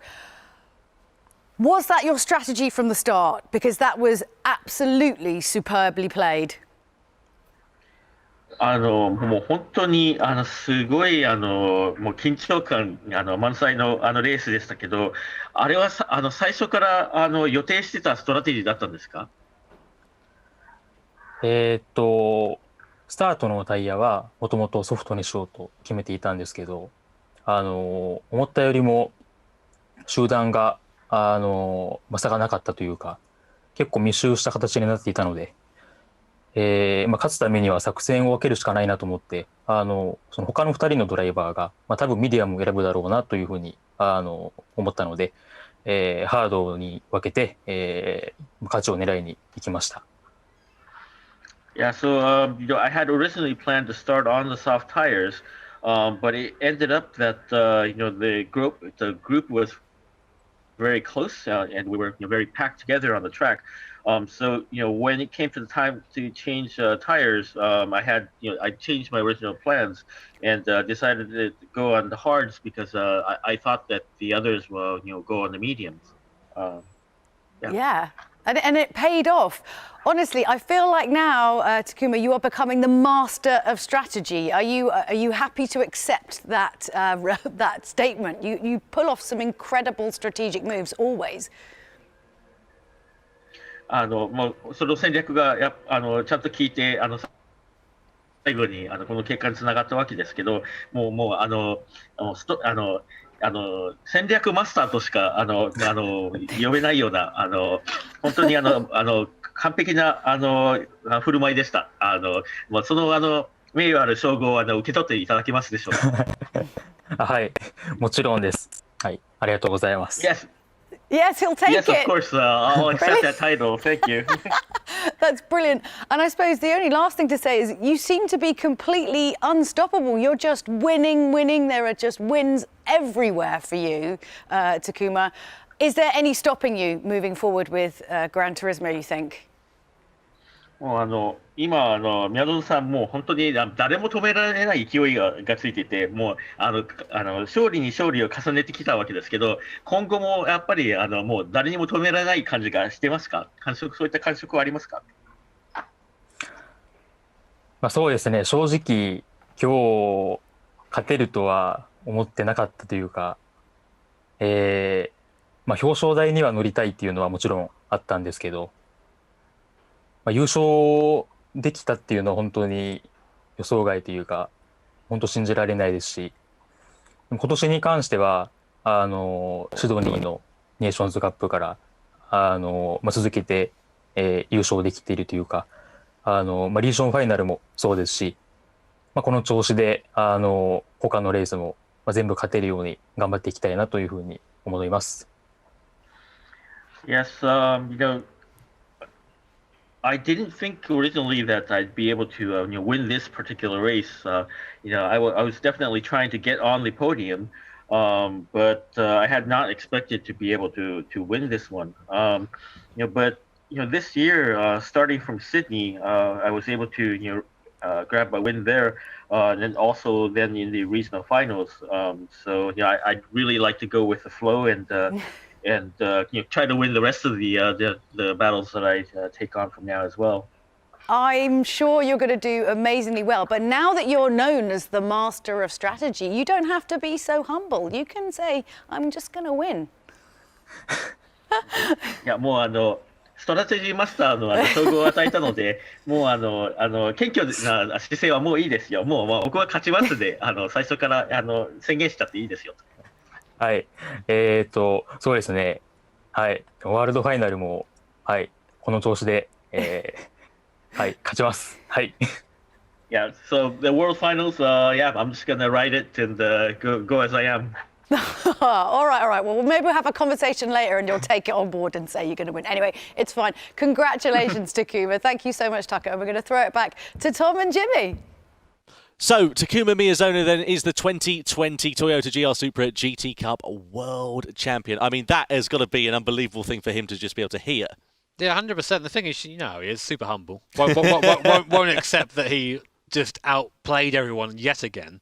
But with that success, I think comes the failure of Jose Serrano. And I say failure feels like a bit of a harsh way of putting it, because he didn't really do anything wrong. He drove a really good race. He was just in the wrong place. He wasn't able to save fuel in the toe because he was the one punching the hole in the air, which means that when it came to pit stop time, he had to take a longer stop, and it was that much longer that he lost not one place, but two, and ended up third overall in the standings, when he really should have won. What about Lucas Binelli as well? I mean, a driver who, if anything, had kind of a quiet afternoon, really, more than anything. We sort of hardly mentioned him. He was there in second place. He finished equal on points with Takuma Miyazono, but of course the better result for Takuma meant that he was crowned champion. So he did everything right as well, but just it was really quiet almost. Yeah, I think he just sort of mind his own business, which is a good way of doing things. But next time, maybe the next step up on the podium, because I don't think he'll be upset if second. But when you are tied on points, you think, one more, I could have got it. But. Well, don't forget, of course, some of these drivers are going to be putting their practice from the Toyota GR Supra GT Cup into more practice and more racing and more results, in theory, with the Manufacturer Series and the Nations Cup. Two big events that we've got coming up to crown our world champions there. That's going to be exciting. I wonder if Miyazono wins then, do you reckon he'll actually say, oh yeah, I won them, or do you reckon he'll be humble again? Well, we'll see. I mean, who knows? Yeah, absolutely. Well, anyway, that is enough talking from us. Let's get the podium ceremony underway for our top three finishers in the Toyota Supra GR GT Cup.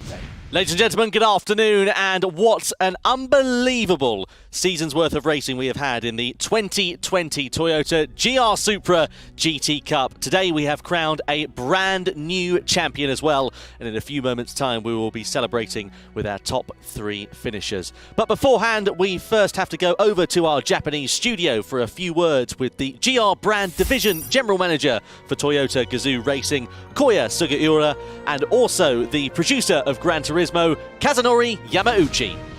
お言葉をいただけますか。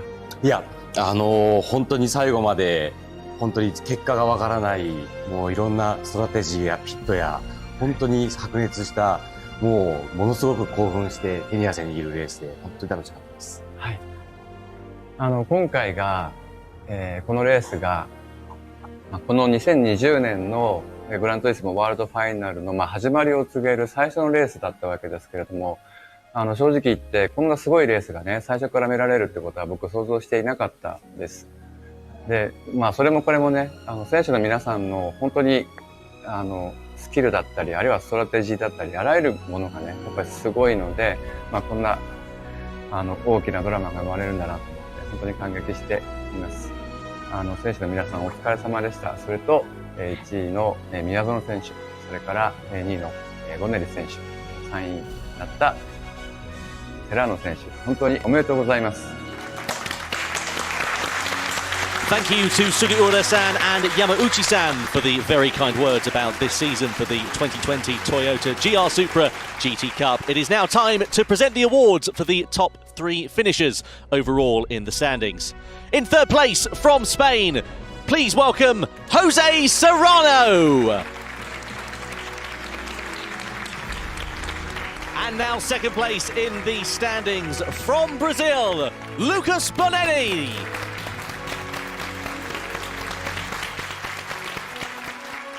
And now presenting the first place trophy to our 2020 Toyota GR Supra GT Cup World Champion. It goes to Japan's Takuma Miyazono.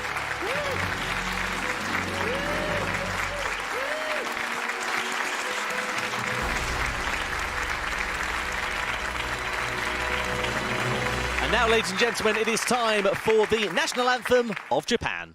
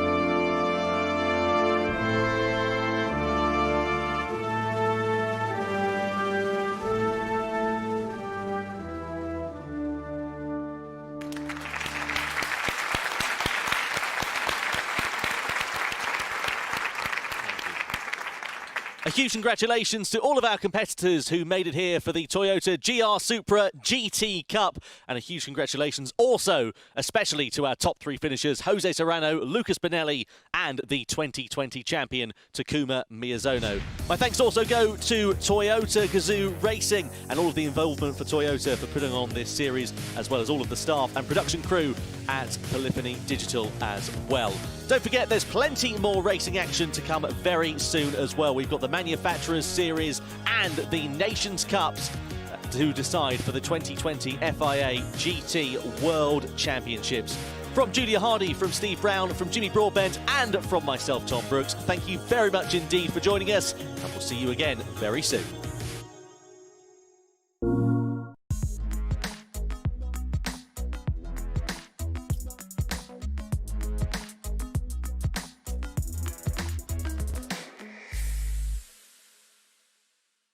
My most representative animal is the chicken, because my surname is Gallo, which means in English chicken, so...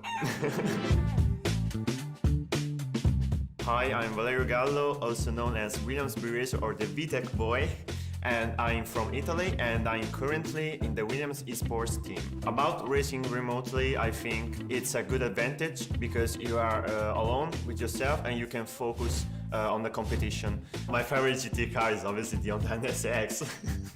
My favorite GT track, Lago Maggiore. I think my best moment was surely the semi-final in Monaco World Finals in 2019. My favorite food is the spaghetti. My main inspiration, Keiichi Tsuchiya, is a Japanese drifting driver.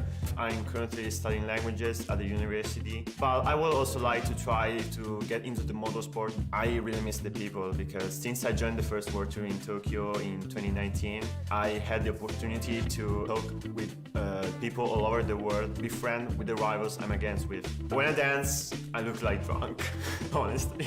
Stop. And also looking at my performances, I think I could win also, you know? I can really show something that I still didn't show, so thank you all for watching, see you next time, and also trust in the VTEC, guys.